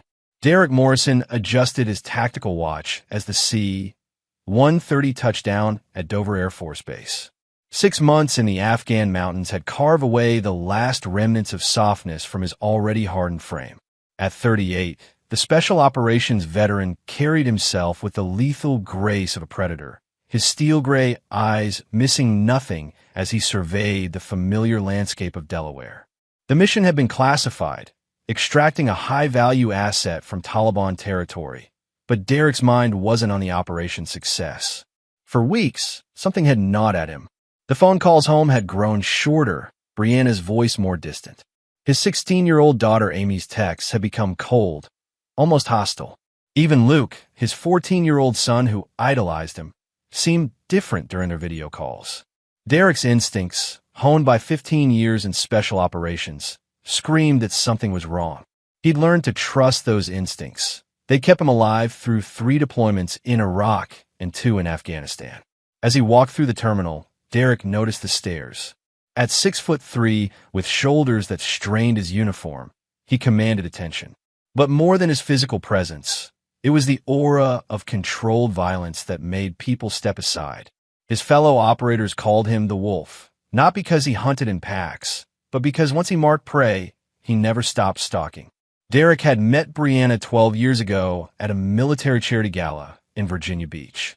She was 24 then, a stunning brunette with emerald eyes and a smile that could disarm even him. Brianna had been working as a pharmaceutical sales rep, ambitious and driven. She pursued him relentlessly, claiming she'd always been attracted to military men. They married within 8 months. The early years had been good.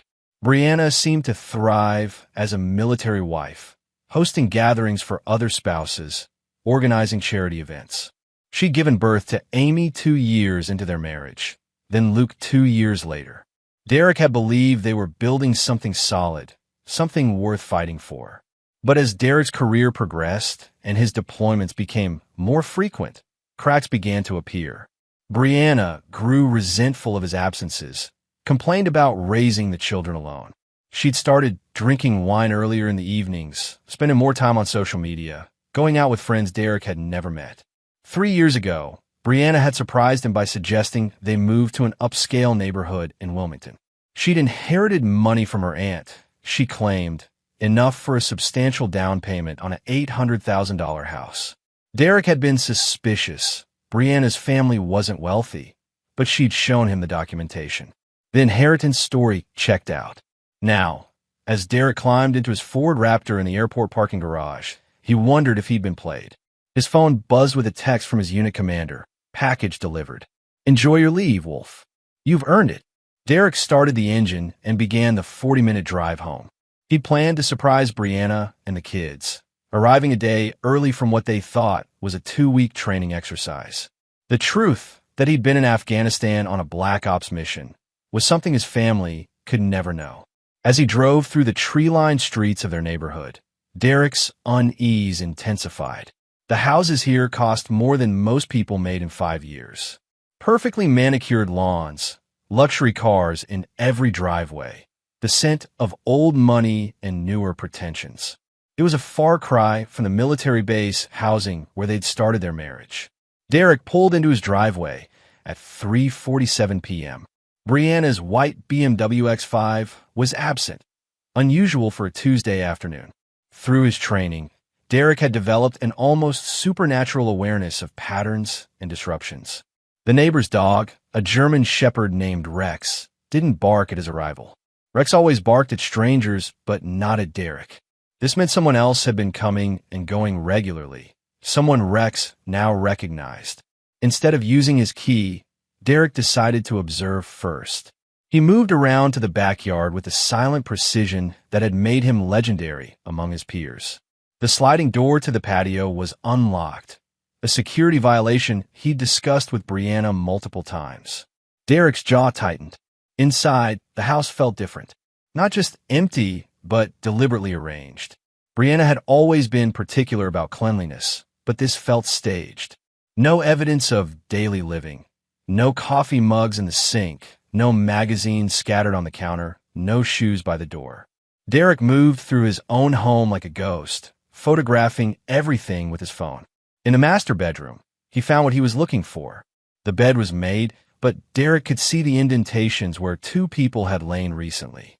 On Brianna's nightstand, partially hidden beneath a jewelry box, was a receipt from a restaurant he'd never heard of, Romano's Bistro, dated 3 days ago, dinner for two, $147. But it was the bathroom that confirmed his suspicions. A men's deodorant he didn't recognize sat on the counter. Old Spice Swagger, not the unscented antiperspirant Derek had used for years. In the shower, a bottle of men's shampoo nestled between Brianna's expensive products. Derek's phone buzzed. A text from Brianna, still at Amy's soccer practice. Home around 6. Luke's at Tyler's house for a sleepover. Love you, Tyler. Derek's blood chilled. Tyler Hoffman was their neighbor, a divorced real estate developer who'd moved in 18 months ago. Tall, tanned, the kind of man who drove a Porsche and wore designer suits to grocery stores. Derek had disliked him instantly. Something about the way Tyler looked at Brianna, the way he always seemed to be outside when she was gardening, the way he'd offer to help with household repairs whenever Derek was deployed. Now Derek understood. Tyler's house was 4 doors down, with a perfect view of Derek's driveway. Tyler would know exactly when Derek left for deployments and when he returned. The perfect lookout for an affair. Derek sat in his kitchen, processing the betrayal with the cold calculation that had made him one of the military's most effective operators. Anger was a luxury he couldn't afford. Not yet. First, he needed intelligence. He needed to understand the full scope of the betrayal, identify all the players, and plan his response. He pulled out his laptop and began his reconnaissance. Tyler Hoffman, age 35, divorced for 3 years. His ex-wife, Linda, had received a substantial settlement after claiming emotional abuse. No criminal record, but Derek's contacts could dig deeper than public records. Tyler's real estate business, Hoffman Properties, specialized in luxury homes and commercial developments. On paper, he was successful, but Derek's trained eye noticed irregularities in the financial filings. The numbers didn't quite add up. Income seemed inflated, expenses oddly categorized. More importantly, Derek discovered that Tyler had been involved in Brianna's house purchase. He'd been the listing agent for 3 properties she'd supposedly looked at before finding their current home. The inheritance story began to unravel in Derek's mind. What if Tyler had helped manufacture the documentation? What if this entire neighborhood move had been orchestrated to bring Brianna closer to her lover? Derek's phone rang. Brianna, hey baby, I thought you weren't coming back until tomorrow. Change of plans, Derek said, his voice carefully neutral. Training ended early. Oh, well, I'm just finishing up some errands. Tyler offered to help me pick up Luke from his friend's house since you weren't going to be home. Isn't that sweet of him? Sweet. Derek's grip tightened on the phone. Very thoughtful. I should be home in about an hour. Amy's staying at Jessica's tonight. They have a project due tomorrow. So it'll just be us for dinner.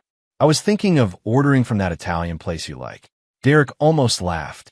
His wife was scrambling to keep their son away for the night, probably so she and Tyler could decide how to handle Derek's unexpected return. "Sound perfect," he said.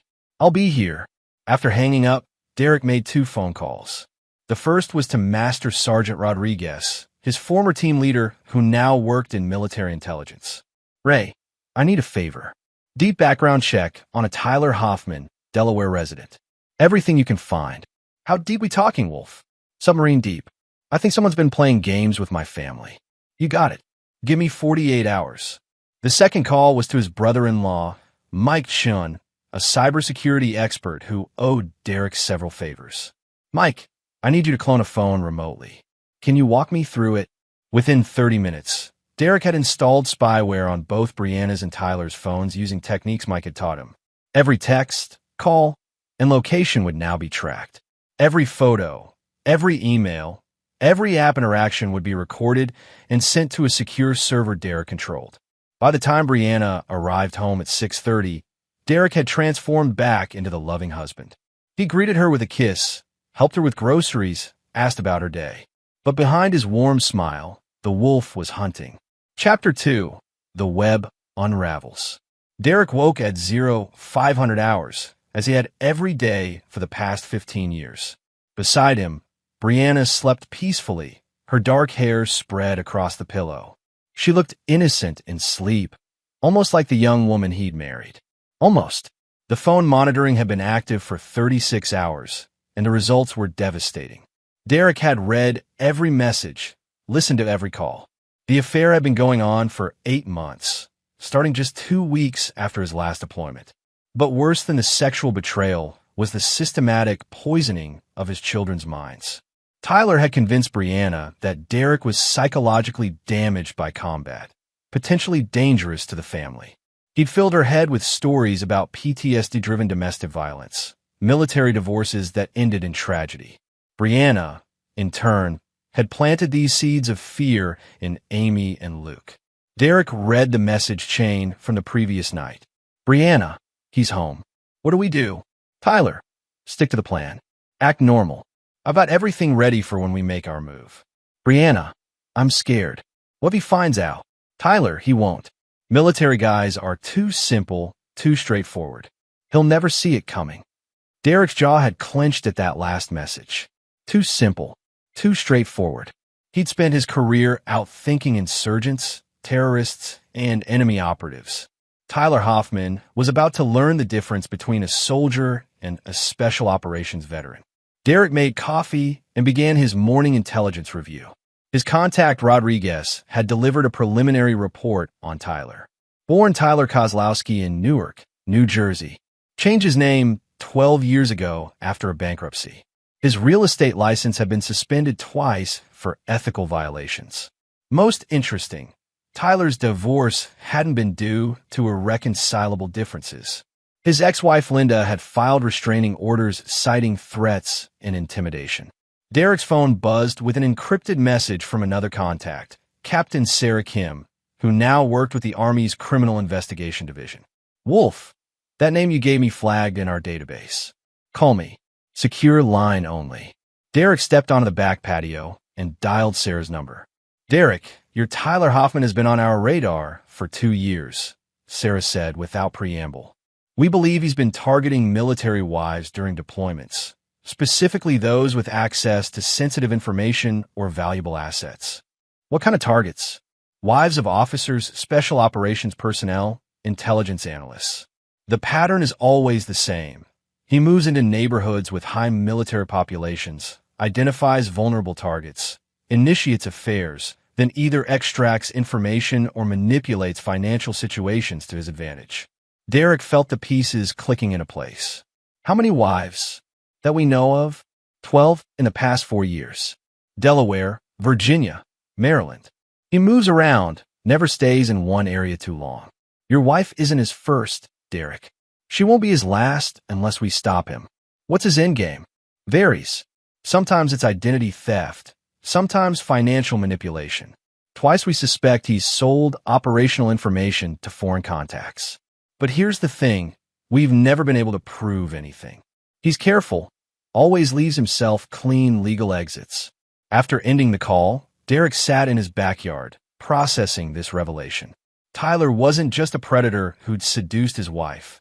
He was a professional operator targeting military families. The affair was business, not passion. Derek's phone chimed with a text from Amy. "Dad, I need to talk to you. Can you pick me up from school today? Please don't tell Mom." "Interesting," Derek replied. "Of course. I'll be there at 3:30. At 1,400 hours, Derek drove to Wilmington High School. Amy was waiting by the flagpole, looking nervously around. At 16, she'd inherited Brianna's beauty, but had Derek's analytical eyes. She climbed into the truck without speaking. "Drive somewhere we can talk privately," Amy said. "Not home." Derek drove to a park overlooking the Delaware River. Amy was quiet until he parked.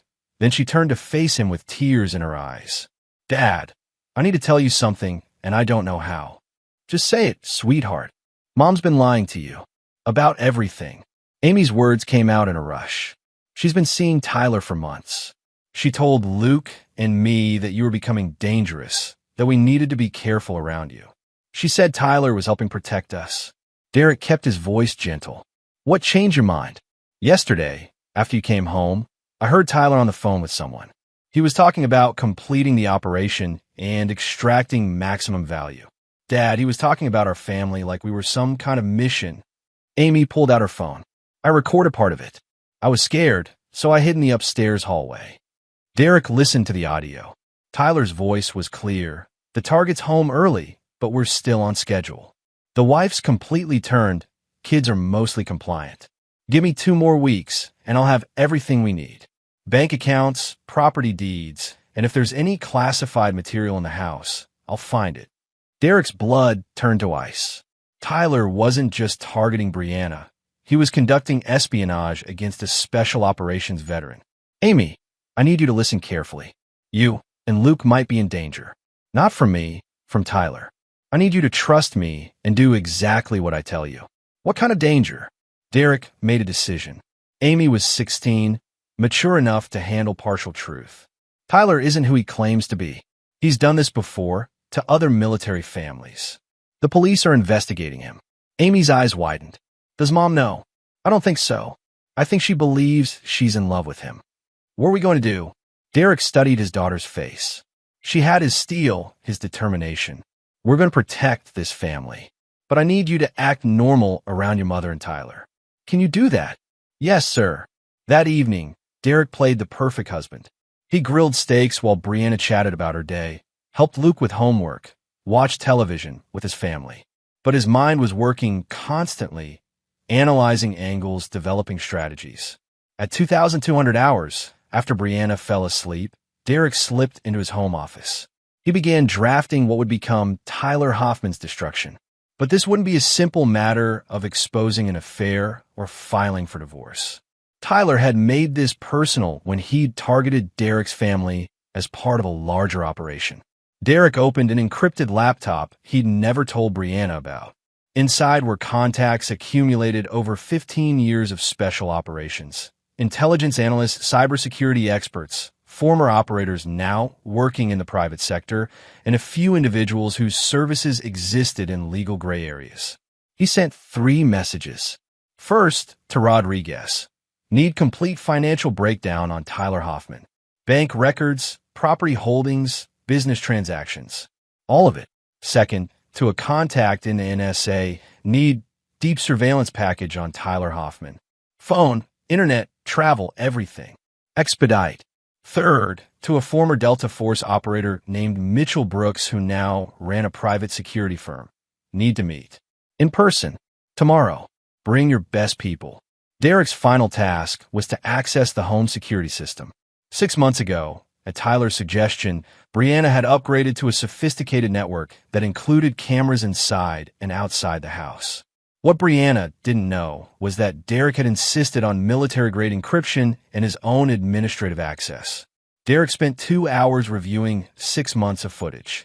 The evidence was overwhelming. Tyler had been in his house dozens of times, often staying overnight when Derek was deployed. But more damning was footage of Tyler photographing documents in Derek's office, using professional equipment to copy papers Derek thought were secure. One video made Derek's hands shake with rage. It showed Tyler in Luke's bedroom, planting something behind the boy's desk. Derek paused, enhanced the image, and recognized it as a listening device. Tyler had bugged his son's room. Derek closed the laptop and walked to the window overlooking Tyler's house. Lights were on in the living room.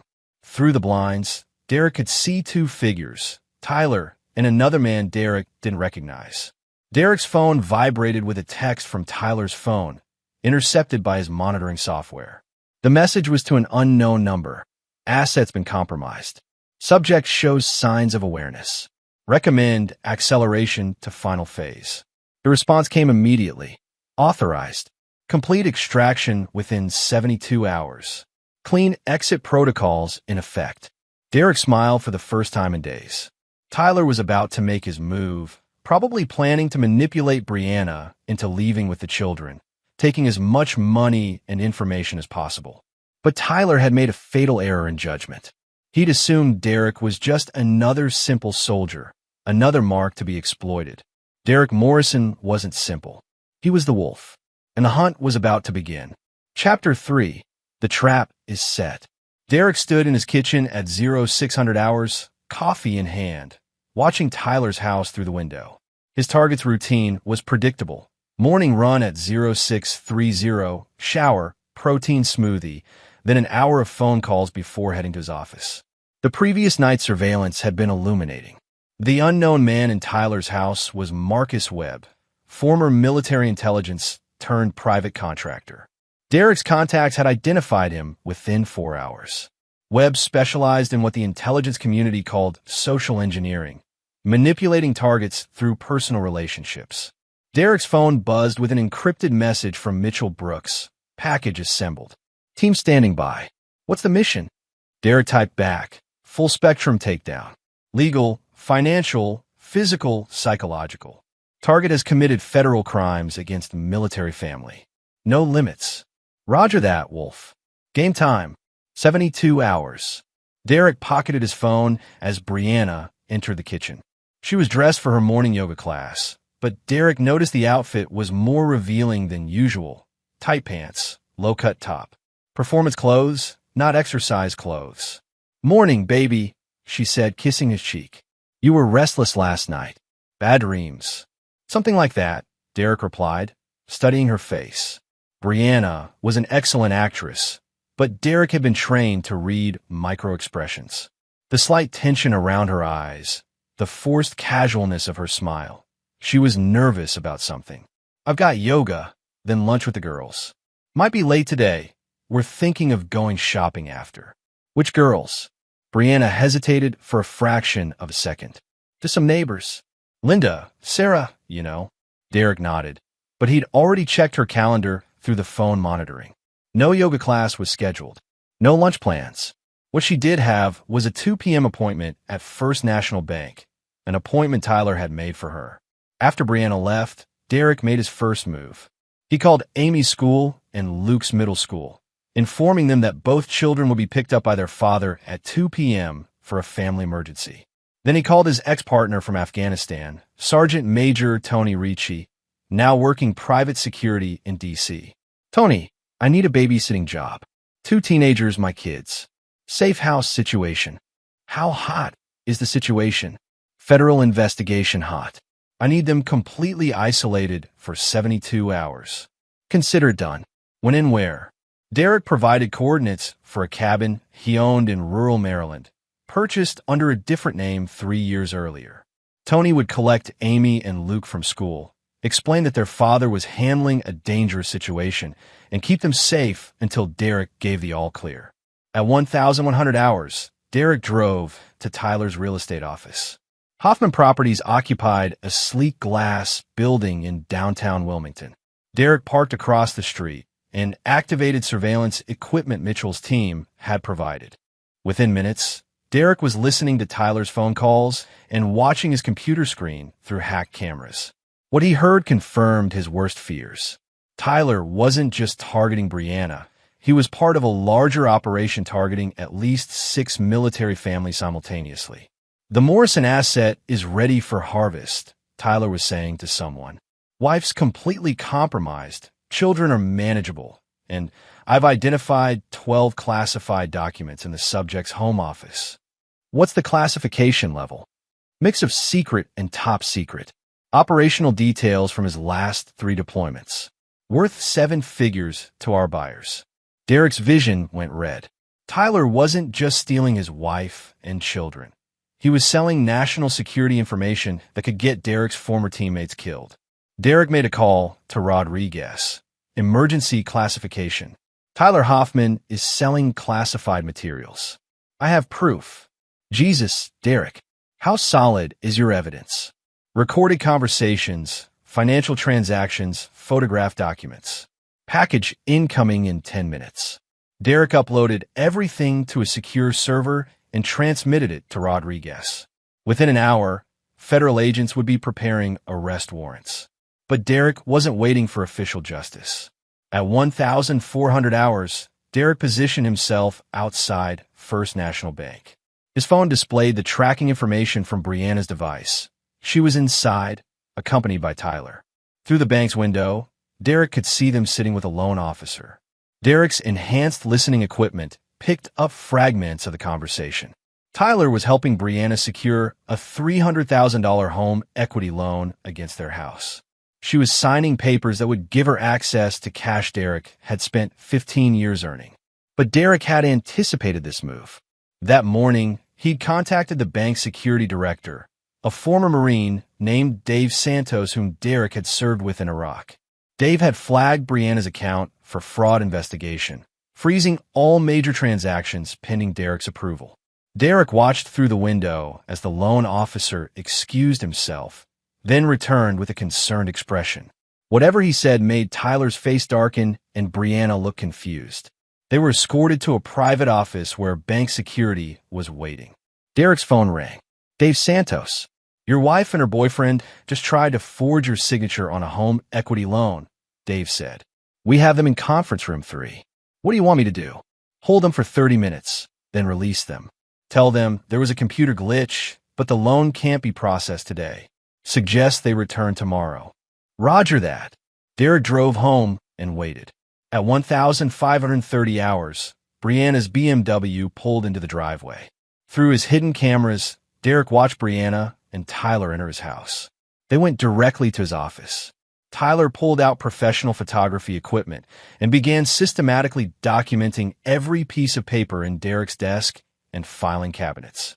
He paid particular attention to a red folder marked classified that Derek had deliberately left visible.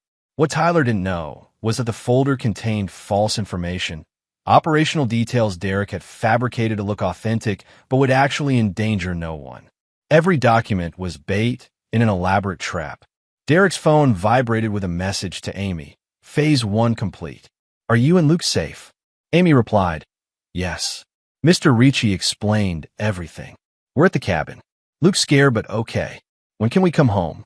Soon, sweetheart. I'm fixing everything. At 1,800 hours, Derek made his entrance. He unlocked the front door and called out, Brianna? I'm home. Tyler had vanished, but Derek could smell his cologne in the office. Brianna emerged from the kitchen, flustered. Derek, you're early again. Thought I'd surprise you. Where are the kids? Amy's at Jessica's. Luke's still at Tyler's. I was just about to start dinner. Derek smiled warmly. Actually, I was thinking we could go out tonight. Just the 2 of us. It's been too long since we had a real date. Brianna's relief was visible. That sounds wonderful. Let me change clothes. While Brianna prepared for dinner, Derek activated the final phase of his plan. He sent a single message to Rodriguez. Target has taken the bait. Classified materials have been compromised. Request immediate federal response. Then Derek made the call that would change everything. He dialed a number from his encrypted phone, one connected to a contact he'd never thought he'd need to use. This is Colonel Morrison, Derek said when the line connected. I'm calling to report a breach of national security involving stolen classified materials and foreign intelligence operatives. I'm requesting immediate intervention under the Defense Authorization Act. Location, Colonel? Derek provided Tyler's address. Subject is in possession of 12 top-secret documents relating to ongoing operations in Afghanistan. He's preparing to transmit them to unknown foreign contacts within the next 6 hours. Understood, sir. Federal Response Team dispatched. ETA 23 minutes. Derek hung up and straightened his tie. It was time for dinner with his wife, possibly their last meal together as a married couple. But first, Derek opened his laptop and composed an email he'd been mentally drafting for days. The recipient list included Brianna's parents, her sister, Tyler's ex-wife Linda, the Homeowners Association president, and 12 of Brianna's closest friends. The subject line read, "The truth about my wife and Tyler Hoffman." Derek attached audio recordings, photographs, bank records, and detailed documentation of the 8-month affair. He included evidence of Tyler's criminal background, his pattern of targeting military wives, and his true identity as Tyler Kozlowski. But Derek's final touch was a masterstroke of psychological warfare. He included Tyler's recorded conversations about targeting military families, his dismissive comments about simple soldiers, and his plans to sell classified information to foreign buyers. Derek scheduled the email to send in exactly 4 hours, plenty of time for him and Brianna to enjoy their last dinner together. As Derek drove to the restaurant, he couldn't help but smile. Tyler had been right about one thing. Military guys were straightforward. They identified threats, planned responses, and executed missions with precision. Tyler Hoffman was about to learn what happened when you threatened a special operations veteran's family. The wolf was no longer hunting. The wolf was ready to kill. Chapter 4. The Perfect Storm. Derek chose Romano's Bistro for dinner, the same restaurant where Tyler had taken Brianna 3 days earlier. The irony wasn't lost on him as he watched his wife study the menu in the same booth where she'd planned his betrayal. "This place is lovely," Brianna said, though Derek caught the slight tremor in her voice. "How did you find it?" "Recommendation from a friend," Derek replied, cutting into his steak with surgical precision. "I thought you might have been here before." Brianna's fork paused halfway to her mouth. "No, I don't think so." "Why would you think that?" Derek smiled. "Just a feeling." At 20:30 hours, Derek's phone buzzed with a message from Rodriguez. Federal agents on scene at target location. Subject in custody. Multiple violations confirmed. Derek excused himself to use the restroom, where he opened a message chain from his surveillance software. The feeds from Tyler's house showed FBI agents in tactical gear securing the premises. Tyler was in handcuffs, screaming about his rights, while agents photographed the classified documents spread across his dining room table. Derek returned to find Brianna staring at her phone with a pale face. "Everything okay?" he asked. "Just," Amy texted. "She's staying at Jessica's tonight." The lie came easily, but Derek noticed Brianna's hands shaking slightly. What Brianna had actually seen was a breaking news alert. Federal agents arrest Wilmington real estate developer on espionage charges. Tyler's mugshot filled her phone screen. Derek paid the check and drove home in silence. Brianna kept checking her phone, her anxiety growing with each failed attempt to reach Tyler. Derek could practically hear her mind racing, trying to understand how her careful plans had collapsed. At home, Derek poured himself a whiskey and sat in his living room chair, the same chair where he'd read Tyler's dismissive texts about simple soldiers. Brianna paced by the window, occasionally glancing toward Tyler's house. "Derek," she said finally, "I need to tell you something." "I'm listening." Brianna sat on the couch, her perfect composure finally cracking. "I've made some terrible mistakes. I've been confused, and I've done things I'm not proud of." Derek sipped his whiskey, saying nothing. "Tyler, he's been helping me with some financial planning, but I think he might have been taking advantage of me, using me somehow." Derek almost laughed at the performance. Even facing catastrophe, Brianna was positioning herself as a victim rather than accepting responsibility. "What kind of advantage?" Derek asked. "I don't know exactly, but earlier today, we went to the bank, and there were problems with a loan application. Tyler seemed really upset, like it was more important to him than it should have been." Derek's phone chimed. The scheduled email had sent. Within minutes, Brianna's phone would explode with calls and messages from family and friends who'd just learned the truth about her 8-month affair. "Derek, I think Tyler might have been lying to me about a lot of things. He told me stories about military marriages, about PTSD, about how dangerous some veterans can become. He said he was protecting me and the kids. Protecting you from what? Brianna's phone began ringing. Her sister's name appeared on the screen. Brianna stared at it, then let it go to voicemail. Immediately, it rang again. Her mother this time. You should answer that, Derek said. Brianna declined the call, but her phone continued buzzing with notifications. Text messages were pouring in. Derek watched Brianna's face as she read the first few. Is this true? How could you do this to Derek? Mom, we need to talk immediately. I can't believe what I just read. Call me now. Brianna looked up at Derek, tears streaming down her face. What did you do? I told the truth, Derek said calmly. Every word, every photograph, every recorded conversation. Your parents, your sister, your friends, they all know about Tyler now. Brianna's phone rang again. This time was Amy. Answer it, Derek said. Our daughter deserves to talk to her mother. With trembling hands, Brianna accepted the call. Mom. Amy's voice was clear through the speaker. I just got a call from Grandma. She's crying. She says you've been cheating on Dad. Tell me she's wrong. Derek watched Brianna struggle for words. The carefully constructed lies she told Amy and Luke were collapsing. Amy, sweetheart, it's complicated. It's not complicated. Amy's voice was angry now. Either you cheated or you didn't. Either you lied to Luke and me about Dad being dangerous, or you didn't. Where are you? Brianna asked desperately. Somewhere safe. Somewhere Dad made sure we'd be protected when your boyfriend's criminal activities caught up with him. Derek took the phone. Amy, I'll call you back in a few minutes. After hanging up, Derek turned to face his wife. Brianna was sobbing, her perfect makeup ruined, her composure completely shattered. 8 months, Derek said quietly. 8 months you've been destroying our family. Derek, please, let me explain. Explain what? How you let a foreign intelligence operative into our home. How you helped him photograph classified documents. How you poisoned our children's minds against their father. Brianna's sobs intensified. I didn't know. Tyler told me he loved me. He said you were becoming dangerous, that the deployments had changed you. He said he was protecting us. And the money, Brianna? The home equity loan? The bank accounts Tyler tried to access? Was that protection too? Derek's phone rang. Rodriguez. Derek, we need to talk. Tonight. Tyler's singing like a canary, and some of what he's saying involve your wife. How involved? She's named as a co-conspirator in the document theft. Federal prosecutors want to interview her immediately. Derek looked at Brianna, still sobbing on his couch. I'll bring her in. Derek. 1 hour. Federal building, downtown. Derek hung up and studied his wife. Brianna looked up at him with desperate eyes.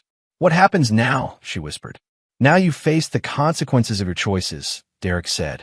Tyler's been arrested on federal espionage charges. You're named as his accomplice. The FBI wants to interview you tonight. Brianna's face went white. But I didn't know.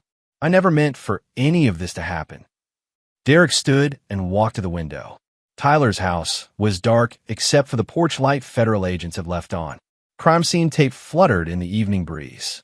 Get dressed, Derek said without turning around. Professional clothes. You're about to meet federal prosecutors. Derek, please. I know I made mistakes, but I'm still your wife. I'm the mother of your children. Doesn't that mean anything? Derek turned to face her, and Brianna saw something in his eyes that made her step back. The warmth was gone, replaced by the cold calculation of a predator who'd identified his prey.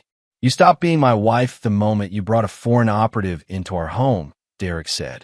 You stopped being a mother when you turned our children against me to protect your affair. What you are now is a security threat. Brianna stared at him in horror. What are you saying? I'm saying you have exactly 45 minutes to decide whether you want to cooperate with federal investigators or spend the next 20 years in prison for espionage. Derek checked his watch. Your choice, Brianna, but choose quickly. The FBI doesn't like to be kept waiting. As Brianna stumbled upstairs to change clothes, Derek made one final call of the evening. Mitchell Brooks answered on the first ring. Wolf. Status report. Primary target neutralized. Secondary target in custody. Beginning cleanup phase. What do you need? Full background investigation on my wife's family and associates. I want to know if anyone else was involved in this operation. And Mitchell? I want options. What kind of options? Derek looked toward the stairs where Brianna was frantically getting dressed for her encounter with federal law enforcement. The permanent kind. Chapter 5. Federal Consequences. The federal building in downtown Wilmington was imposing at night, its granite facade lit by harsh security lighting. Derek walked beside Brianna through the metal detectors, noting how she flinched at every sound. Her earlier composure had completely evaporated, replaced by the hollow-eyed shock of someone whose world had collapsed in a matter of hours. Special Agent Jennifer Walsh met them in the lobby. Tall, blonde, with a kind of sharp intelligence that had fast-tracked her through the FBI's counterintelligence division. Walsh had been briefing Derek throughout the day via secure channels. Mrs. Morrison, Walsh said, extending a hand Brianna was too shaken to accept. I'm Special Agent Walsh. Thank you for coming in voluntarily. Derek caught the subtle emphasis on voluntarily, a reminder that Brianna's cooperation was the only thing standing between her and an arrest warrant. They were escorted to interview room C, a sterile space with gray walls, fluorescent lighting, and recording equipment that made Brianna visibly nervous. Derek was permitted to observe through one-way glass while Walsh and her partner, Agent Torres, began their interrogation. Mrs. Morrison, let's start with how you first met Tyler Hoffman, Walsh said, activating the recording equipment. Through the glass, Derek watched his wife struggle to maintain what remained of her dignity. Brianna's account was largely truthful. Tyler had introduced himself as a neighbor 18 months ago, offered to help with household maintenance while Derek was deployed, gradually became a confidant during Derek's absences. When did your relationship with Mr. Hoffman become romantic in nature? Brianna's voice dropped to barely above a whisper. 8 months ago. Derek was leaving for what Tyler said would be a long deployment. Tyler was understanding, supportive. He said he'd been through a difficult divorce and understood how lonely military wives could feel. Derek's jaw tightened. Tyler's manipulation had been textbook. Identify emotional vulnerabilities, position himself as the solution, gradually escalate intimacy while isolating the target from support systems. Mrs. Morrison, did Mr. Hoffman ever ask you about your husband's work? Yes, but I thought he was just making conversation. He said he admired military families, wanted to understand what Derek did. Agent Torres leaned forward. What specifically did you tell him? Just general things. That Derek worked in special operations, that he deployed to dangerous places, that his missions were classified. Brianna paused. Tyler seemed really interested in Derek's schedule, when he'd be home, when he'd be deployed. Did you ever provide Mr. Hoffman with access to your home when your husband was absent? Brianna's face reddened. Yes, he had a key. I thought we were going to build a life together. Derek closed his eyes.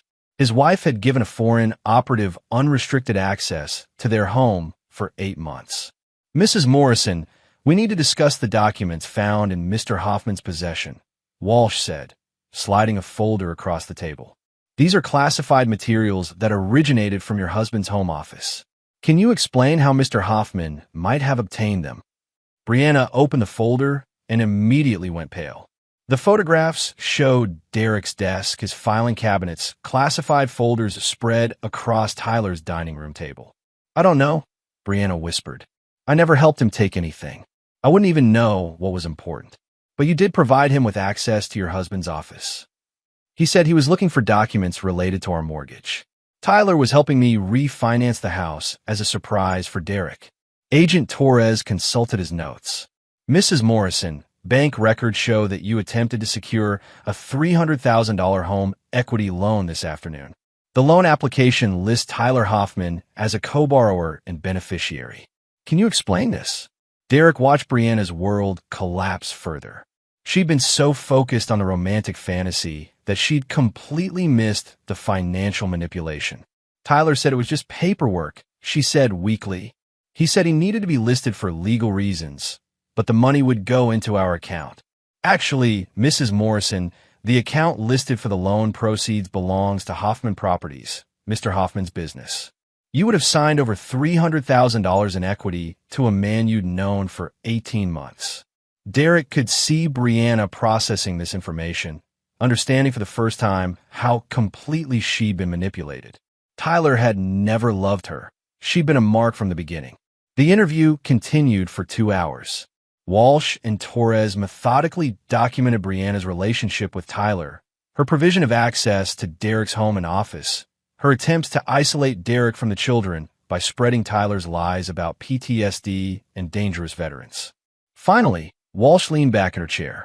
"Mrs. Morrison, based on your cooperation tonight and your apparent lack of knowledge regarding Mr. Hoffman's true activities, we're prepared to offer you a deal." Derek straightened, focusing intently on the conversation. "You'll testify fully and truthfully against Tyler Hoffman in federal court. You'll submit to polygraph examinations to verify your testimony. You'll provide complete access to all financial records, communications, and any other materials we request.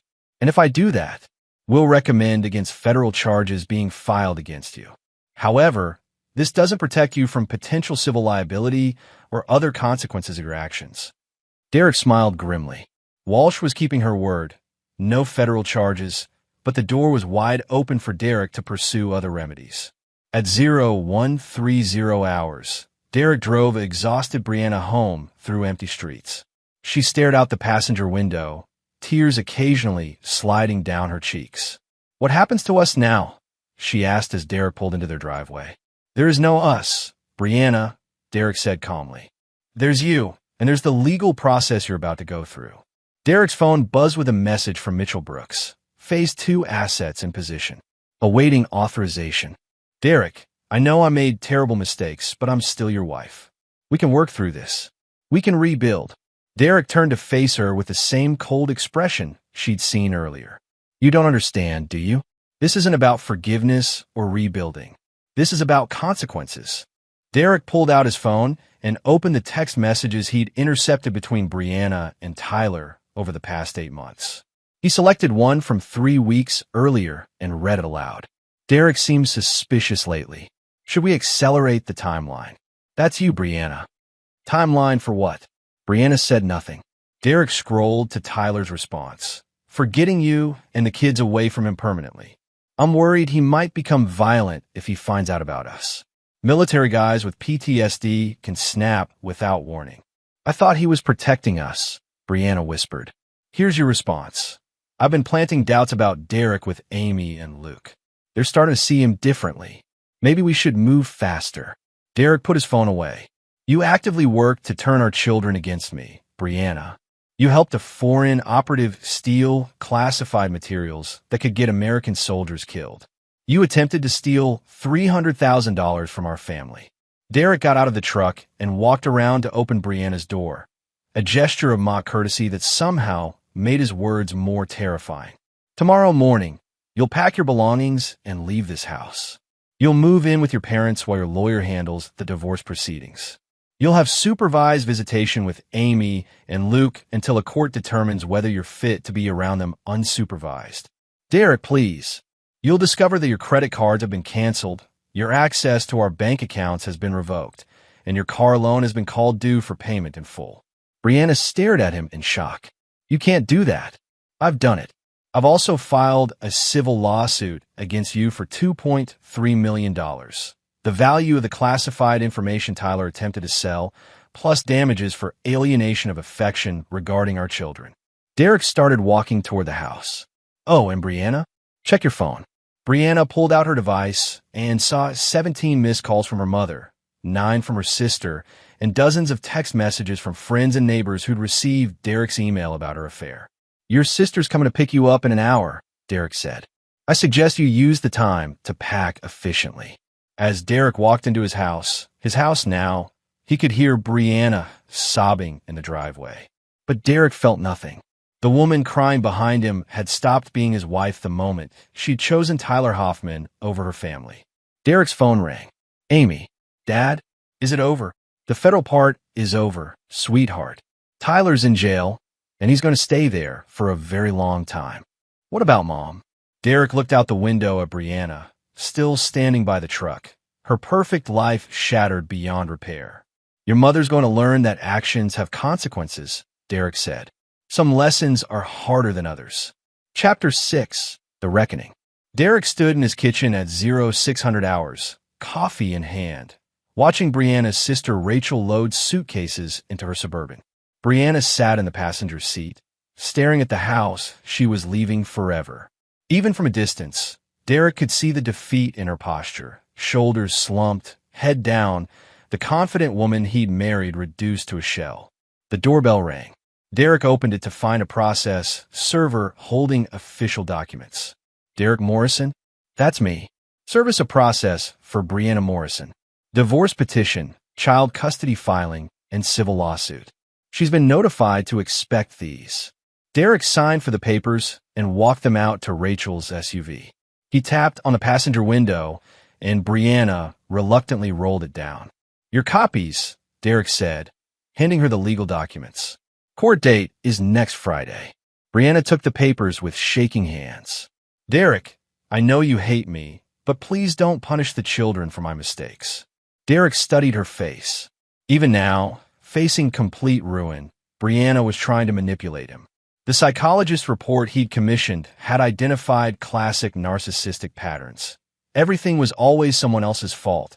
Every consequence was unfair persecution. The children will be fine, Derek said. They'll live with their father, who never betrayed them. Rachel started the engine. Derek stepped back and watched the SUV pull away, taking Brianna out of his life forever. Derek's phone rang. Mitchell Brooks. Wolf, we've got developments. Tyler's lawyer is pushing for a plea deal. He wants to trade information about his larger network for reduced charges. What kind of information? Names, operational methods, other targets. Apparently, Tyler was part of a 12-man cell targeting military families across the eastern seaboard. Your wife wasn't his first victim. She was number 6. Derek felt rage building in his chest. How many families? 18 confirmed, probably more. Tyler's been doing this for 4 years, always targeting special operations personnel or intelligence officers. The foreign buyers were paying premium prices for classified material. Where's Tyler now? Federal Detention Center, protective custody. His lawyer's scared. Apparently, Tyler owes money to some serious people who funded his operations. If his network thinks he's cooperating, he's a dead man. Derek smiled grimly. Tyler's criminal associates would solve the problem of his testimony more efficiently than any legal maneuvering. Mitchell, I need you to handle the civil side of this operation. What do you have in mind? Brianna's parents co-signed a mortgage on our house. Her sister Rachel guaranteed a loan for Brianna's BMW. I want them to understand the financial consequences of their daughter's choices. You want to bankrupt the entire family? I want them to feel a fraction of what military families felt when Tyler sold their classified information to foreign buyers. Derek provided Mitchell with account numbers, loan documentation, and legal vulnerabilities he'd identified in the Novak family's finances. Within 72 hours, they would face foreclosure notices, loan recalls, and civil lawsuits that would destroy their comfortable middle-class lifestyle. After ending the call, Derek drove to a secure location in rural Delaware where Tony Ricci was maintaining the safe house. Amy and Luke were waiting in the living room, both looking anxious but safe. Dad! Luke ran to him immediately. At 14, he still had the uncomplicated loyalty of childhood, despite Brianna's attempts to poison him against Derek. Amy was more reserved, studying Derek's face. Is Mom okay? Your mother is alive and unharmed, Derek said carefully. She's staying with your Aunt Rachel while we sort out the legal situation. Are you getting divorced? Derek sat on the couch between his children. They deserved honesty, but age-appropriate honesty. Yes, your mother made choices that destroyed our marriage. She had a relationship with Tyler Hoffman that went on for 8 months. During that time, she helped him steal important documents from our house. Luke looked confused. Why would Mom do that? Because Tyler convinced her that I was dangerous, that our family would be better off without me. He lied to her about a lot of things, and she believed him. Amy's eyes hardened. She lied to us too. She told us you were having problems because of the war, that we should be careful around you. Derek felt a flash of anger at Brianna's manipulation of their children, but he kept his voice calm. I'm not perfect, and military life is hard on families. But I never would have hurt you or your mother. What happens now? Amy asked. Now we rebuild our family. Just the three of us. Luke looked worried. Will we ever see Mom again? Derek had been dreading this question. In his heart, he wanted to say no. Brianna had forfeited her right to parenthood when she'd used the children as weapons against their father. But courts rarely agreed with such black and white thinking. There will probably be supervised visits until a judge decides what's best for you, Derek said. But you'll live with me. Our home, our rules, our family. Amy nodded approvingly, but Luke still looked uncertain. Derek understood. Luke was younger, his memories of Brianna's manipulation less clear than Amy's. Derek's phone buzzed with an encrypted message from Rodriguez. Tyler's network rolling up faster than expected. Federal prosecutors want to meet with you tomorrow. Bring your lawyer. That evening, Derek sat in his home office reviewing financial documents Mitchell's team had compiled. Brianna's betrayal would cost her far more than just their marriage. The civil lawsuit would claim their house, her inheritance money, and her family's assets. The divorce settlement would leave her with minimal support and restricted access to the children. But Derek's masterpiece was the reputational destruction. The email he'd sent to Brianna's social circle had been forwarded dozens of times. Her name was now associated with adultery, federal espionage investigations, and the betrayal of a military family. In their conservative community, she'd become a pariah overnight. Derek's laptop chimed with a video call from Rodriguez. Derek, we need to discuss Tyler's plea negotiations. He's offering information about 12 other military wives currently involved with his associates. 12. The network is bigger than we thought. Tyler was just one cell. His handler is someone called the Architect, former Russian intelligence, now freelance. He's been running this operation for 6 years. Derek leaned back in his chair. What does Tyler want? Witness protection, reduced sentence, relocation after his testimony. Standard deal for cooperating witnesses. What does he know about ongoing operations? Everything. Names, targets, methods, financial networks. He can roll up the entire East Coast operation. Derek considered this. Tyler's information could protect dozens of military families from the manipulation Brianna had experienced. But it would also mean Tyler might escape the full consequences of his crimes. Rodriguez, I need to ask you something. Off the record. Go ahead. If Tyler were to suffer an accident in federal custody, how hard would prosecutors look for alternative explanations? Rodriguez was quiet for a long moment. Derek, don't even think about it. The case against his network is too important to risk with vigilante justice. I'm not talking about vigilante justice. I'm talking about criminal associates who don't want Tyler cooperating with federal prosecutors. Derek, Tyler targeted 18 military families. He sold classified information that could have gotten American soldiers killed.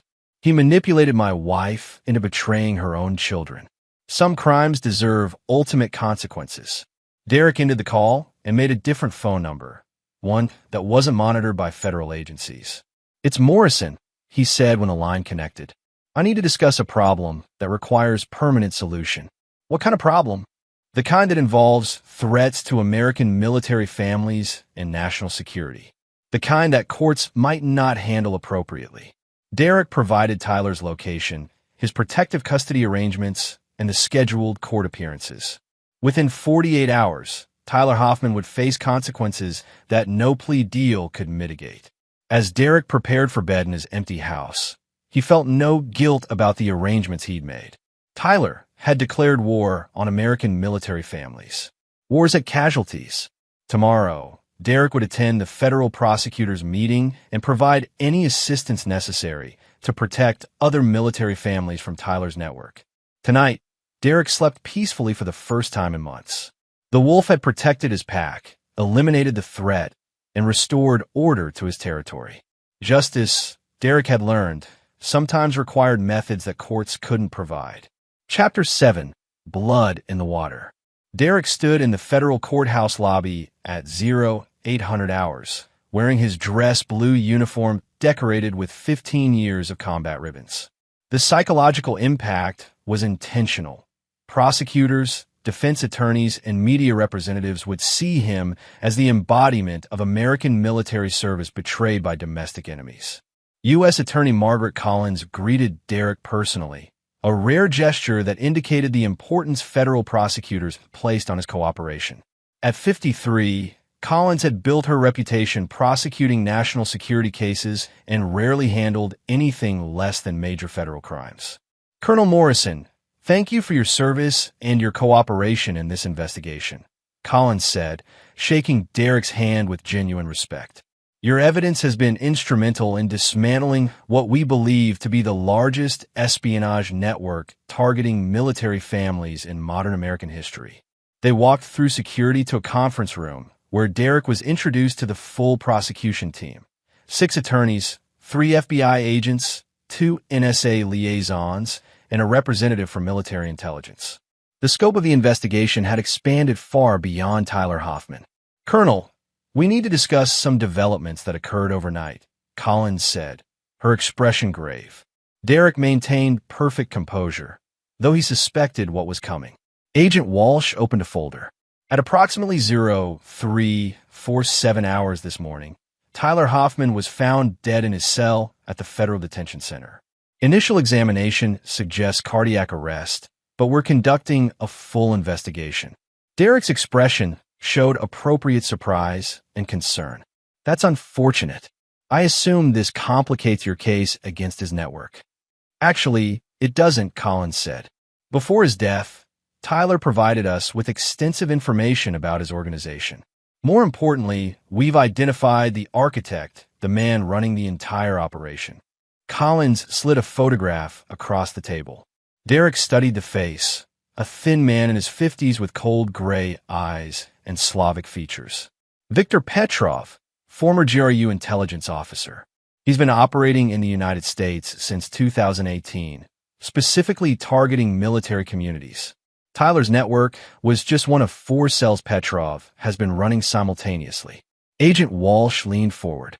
Colonel, we need to discuss the possibility that you and your family might still be targets. Petrov doesn't like loose ends, and your cooperation with this investigation makes you a threat to his remaining operations. Derek considered this. What kind of protection are you offering? Relocation, new identities, federal marshals protection for you and your children. It would be temporary, just until we can locate and arrest Petrov. That won't be necessary, Derek said calmly. Collins looked surprised. Colonel, we're talking about a highly trained foreign intelligence operative with a network of assets and significant financial resources. The threat is real. Derek smiled with the confidence of a man who'd spent 15 years hunting more dangerous prey than Viktor Petrov. Ma'am, with respect, I'm not the one who should be afraid. The meeting continued for 3 hours. Derek provided detailed testimony about Tyler's infiltration of his family, Brianna's cooperation with the intelligence operation, and the classified materials that had been compromised. His testimony would be crucial in prosecuting any remaining network members. But Derek's mind was already moving beyond legal proceedings. Viktor Petrov had made the fatal error of targeting Derek's family. The Russian would learn the difference between manipulating vulnerable military wives and confronting a special operations veteran who decided to hunt. After the meeting, Derek drove directly to a secure location in Baltimore where Mitchell Brooks maintained his operational headquarters. The building looked like a typical corporate office, but Derek knew it housed one of the most sophisticated private intelligence operations on the East Coast. Mitchell greeted Derek in a conference room equipped with electronic countermeasures and secure communications equipment. Also present were 3 men Derek recognized as former special operations personnel, the kind of professionals who transitioned from military service to more profitable applications of their skills. Wolf, Mitchell said, we've been tracking your Russian friend since his name surfaced in the federal investigation. He's not as invisible as he thinks. Derek studied the surveillance photographs spread across the table. Viktor Petrov had been living in Richmond, Virginia, operating a consulting firm that served as cover for his intelligence activities. More interesting were the photographs of his associates, 6 men who appear to be former Eastern European military or intelligence personnel. What's his current status? Derek asked. Nervous. Tyler's death has him spooked, and he knows federal agents are closing in. Our sources indicate he's planning to extract his remaining assets and disappear within 72 hours. Derek examined blueprints of Petrov's office building and residential compound. The Russian had chosen his locations well: multiple escape routes, excellent sight lines, sophisticated security systems. Mitchell, I need to send a message that goes beyond what courts can deliver. What kind of message? Derek looked up from the photographs. The kind that ensures no foreign operative ever targets American military families again. Mitchell nodded slowly. What's the timeline? Tonight, before Petrov can escape or eliminate witnesses. Derek spent the afternoon preparing equipment and reviewing intelligence. Petrov's compound in Richmond was isolated, protected by electronic surveillance and armed personnel. A direct assault would be costly and might allow the target to escape. But Derek had learned patience during his years hunting insurgents in Afghanistan. Sometimes the best way to kill a target was to let the target come to you. Derek made a single phone call to a number that would be traced to Viktor Petrov's network within hours. This is Colonel Derek Morrison, he said when the line connected. I have information Viktor Petrov needs to hear. Information about Tyler Hoffman's cooperation with federal investigators and what I told them about remaining network assets. Derek provided an address, an abandoned warehouse in an industrial area of Richmond where he'd conducted business with Mitchell's team before. The location was isolated, easily surveilled, with multiple approach routes that could be monitored. Tell Petrov I'll be there at 2,200 hours. Come alone, or don't come at all. Derek hung up, knowing that Petrov would never come alone, but would be unable to resist the opportunity to eliminate the primary threat to his operation. At 1,900 hours, Derek and Mitchell's team took positions around the warehouse. Derek carried the weapons and equipment that had kept him alive through 5 combat deployments: M4 carbine, sidearm, night vision equipment, and enough explosives to level the building if necessary. At 2,130 hours, electronic surveillance detected 3 vehicles approaching the warehouse from different directions. Derek smiled grimly. Petrov was bringing at least 12 men to kill 1 American soldier. The Russian had no idea who he was hunting. Derek activated his communication system. Wolf to all stations. Hostiles inbound. Rules of engagement are weapons-free. No survivors. Derek had spent 15 years protecting American military families from foreign enemies. Tonight, he would ensure that Viktor Petrov's network could never threaten another family. The wolf was hunting again, and this time, the prey would never see him coming. Chapter 8. The Kill. Derek moved through the warehouse with the fluid precision of a predator in his element. Night vision equipment turned the darkness into green-tinted clarity, revealing every shadow, every potential angle of attack. Behind him, Mitchell's team had taken overwatch positions on the warehouse's upper level, providing covering fire for whatever came next. Through his earpiece, Derek heard the soft updates from his team. Contact 1. 4 hostiles, east entrance. Contact 2. 3 hostiles, north approach. Contact 3. 5 hostiles, west perimeter. Target Petrov confirmed. Derek smiled coldly. 12 men against 4. Under normal circumstances, those odds would favor the larger force. But these weren't normal circumstances. The men outside were intelligence operatives and hired muscle, accustomed to intimidation and assassination. Derek and his team were combat veterans who'd spent years hunting terrorists in their own territory. Derek keyed his microphone. Wolf to all stations. Initiate. The warehouse erupted in controlled violence. Mitchell's team engaged targets with precision rifle fire, while Derek moved toward the primary objective, Viktor Petrov himself. The Russian had made his first tactical error by entering the warehouse personally, driven by the arrogance that had sustained his network for 6 years. Derek heard Petrov's voice echoing through the warehouse, accented English issuing orders to his remaining men. The Russian was trying to establish fields of fire and coordinate an assault on Derek's position. But Petrov was thinking like an intelligence operative, not a special operations veteran. Derek activated the warehouse's automated fire suppression system, flooding the building with chemical retardant that reduced visibility and made breathing difficult for anyone without proper equipment. Through his sealed mask and night vision, Derek could see clearly while Petrov's men stumbled blindly through toxic fog. Two of Petrov's operatives rounded a corner directly into Derek's position. The first man died instantly from a suppressed rifle shot to the head. The second managed to raise his weapon before Derek's knife opened his throat. Neither man had time to alert their teammates. Derek moved deeper into the warehouse, following the sound of Petrov's voice.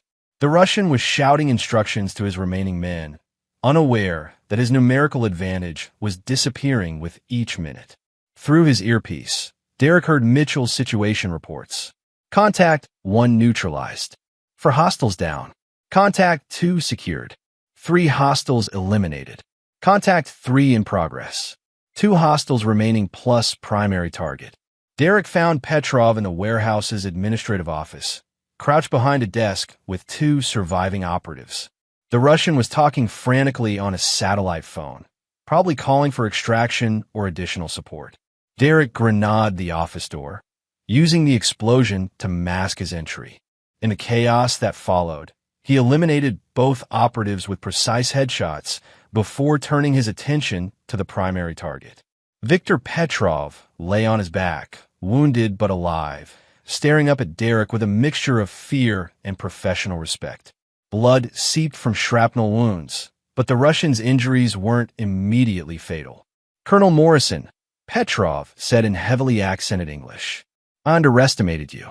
Derek removed his helmet and night vision equipment, wanting Petrov to see his face clearly. You targeted my family. That was your mistake. Your wife was a willing participant. Your children believed everything we told them about dangerous military father. Derek's expression didn't change, but something cold settled in his eyes. Tell me about the other families you've destroyed. Petrov smiled weakly. 18 successful operations. Millions of dollars in classified information sold to buyers in China, Russia, Iran. Your family was just business, nothing personal. It became personal when you involved my children. Derek pulled out his sidearm and checked the chamber. How many more operatives does your network have? You think killing me solves problem? There are others. More networks, more targets. Military families will always be vulnerable because they trust too easily. Maybe, but they won't be vulnerable to you. Derek shot Petrov twice in the chest, then once in the head. The Russian died instantly, his satellite phone still clutched in his hand. Derek searched the office, recovering encrypted communication devices, financial records, and operational plans that would help federal investigators dismantle any remaining network assets. But his primary objective was complete. Viktor Petrov would never threaten another American family. Mitchell's voice crackled through the earpiece. Wolf, area secure. All hostiles neutralized. We need to exfiltrate in 15 minutes. Derek spent 10 minutes rigging the warehouse with incendiary devices that would destroy any forensic evidence of their presence. When the building burned, investigators would find the bodies of foreign operatives who died in a confrontation with each other, a common occurrence when criminal organizations imploded. As Derek and Mitchell's team withdrew from the area, Derek felt the satisfaction of a mission completed successfully. Viktor Petrov's network was broken. Tyler Hoffman was dead, and any remaining foreign operatives would think twice before targeting American military families. But Derek's work wasn't finished. He still had domestic enemies to address. Derek's phone buzzed with a message from Rodriguez. Federal prosecutors want to debrief you tomorrow. Tyler's death is being investigated as a homicide. Derek typed back. Available at 0900.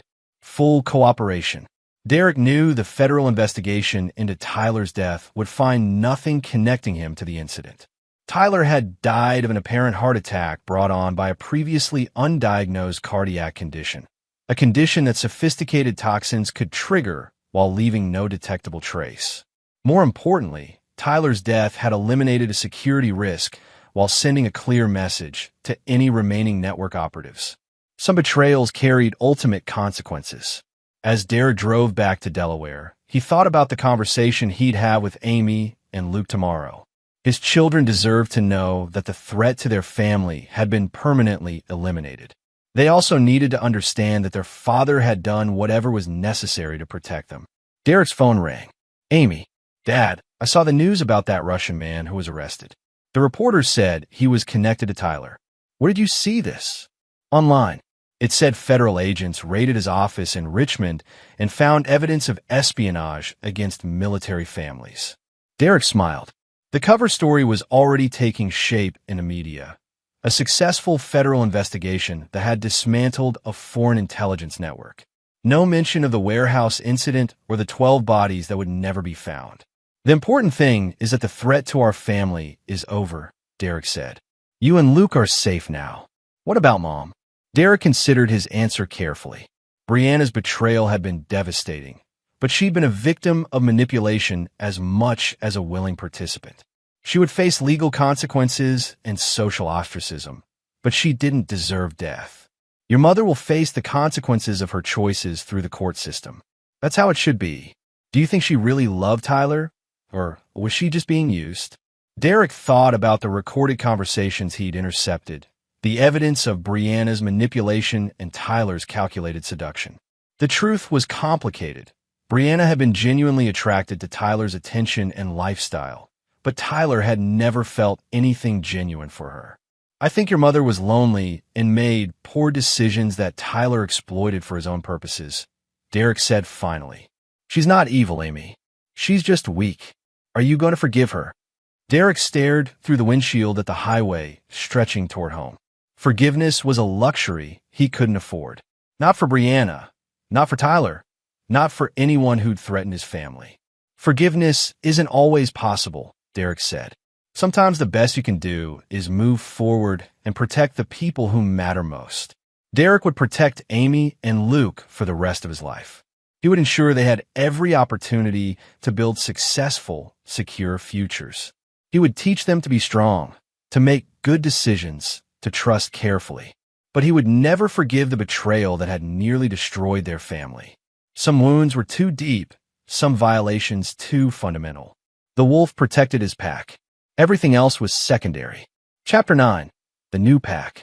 3 months later, Derek stood in the kitchen of his renovated home, watching Amy and Luke eat breakfast before school.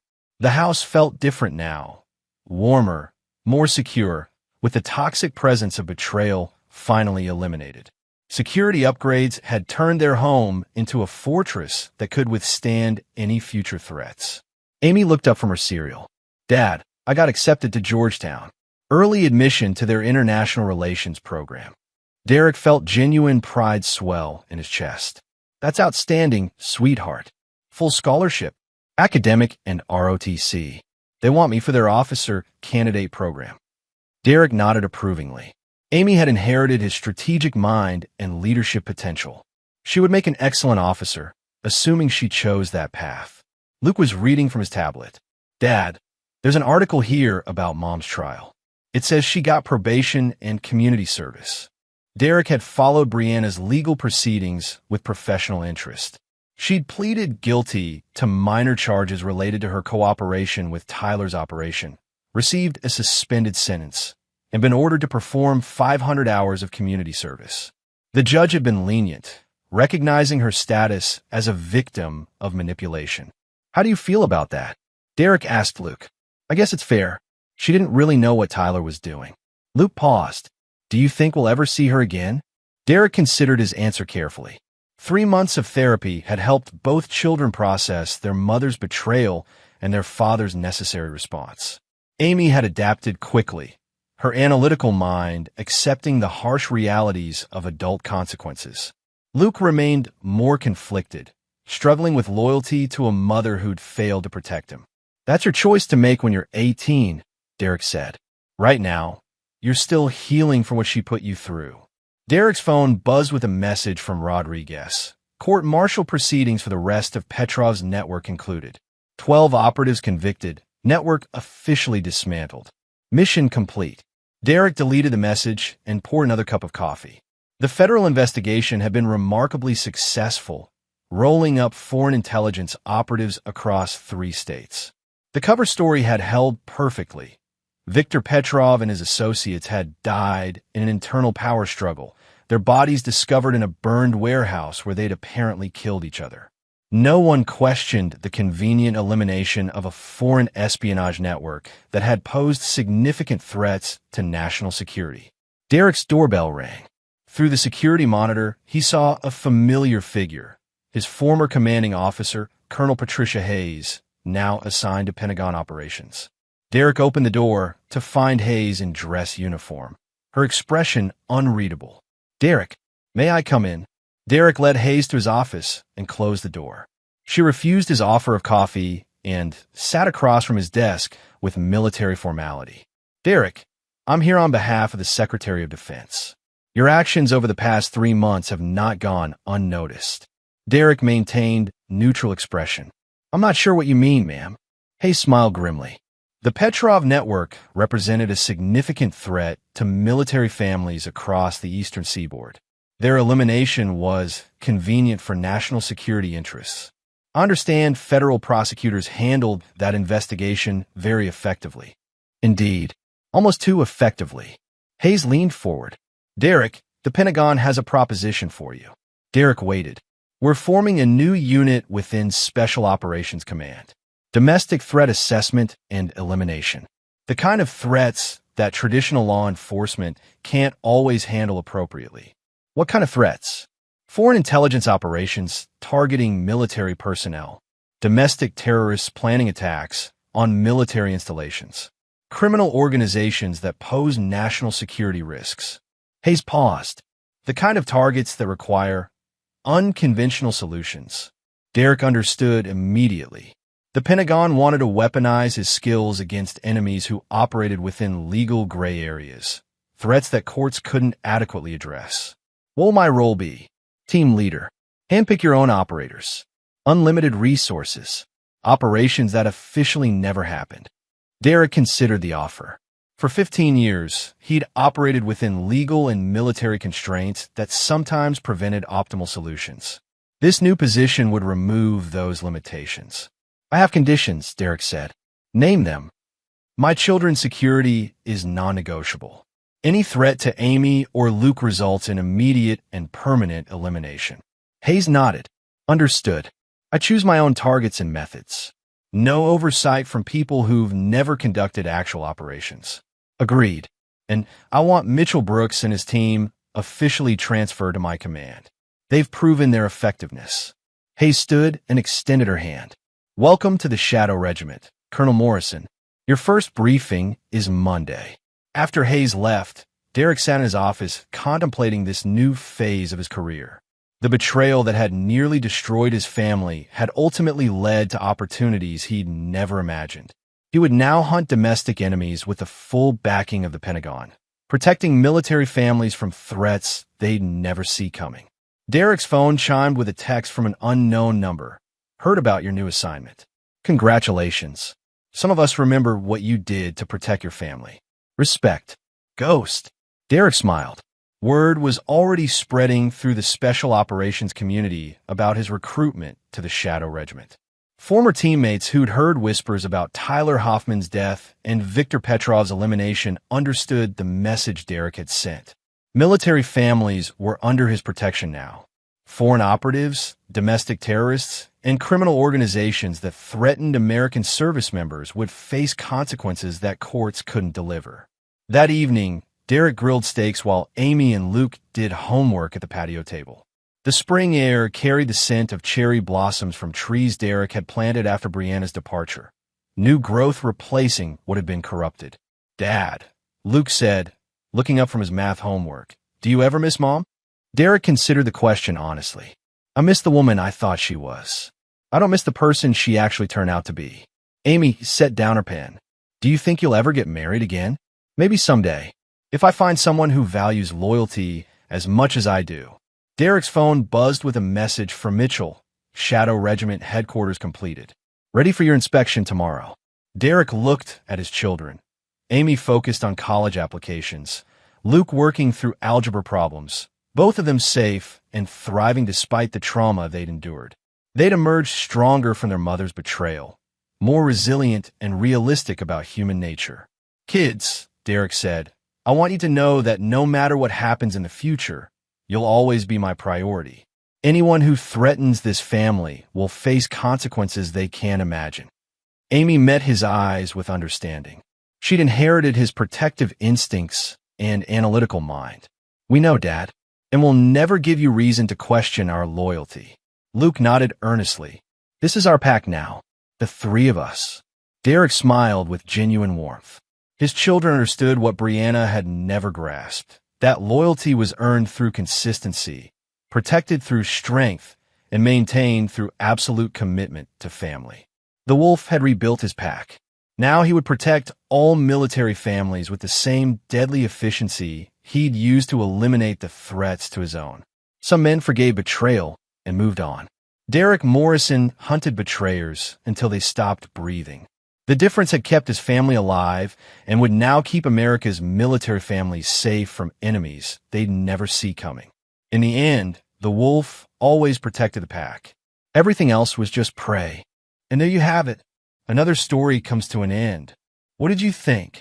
I'd love to hear your thoughts in the comments below. If you enjoy this story, consider joining our community by subscribing. It means the world to us. For more stories like this one, check out the recommended videos on screen, and I'll see you there.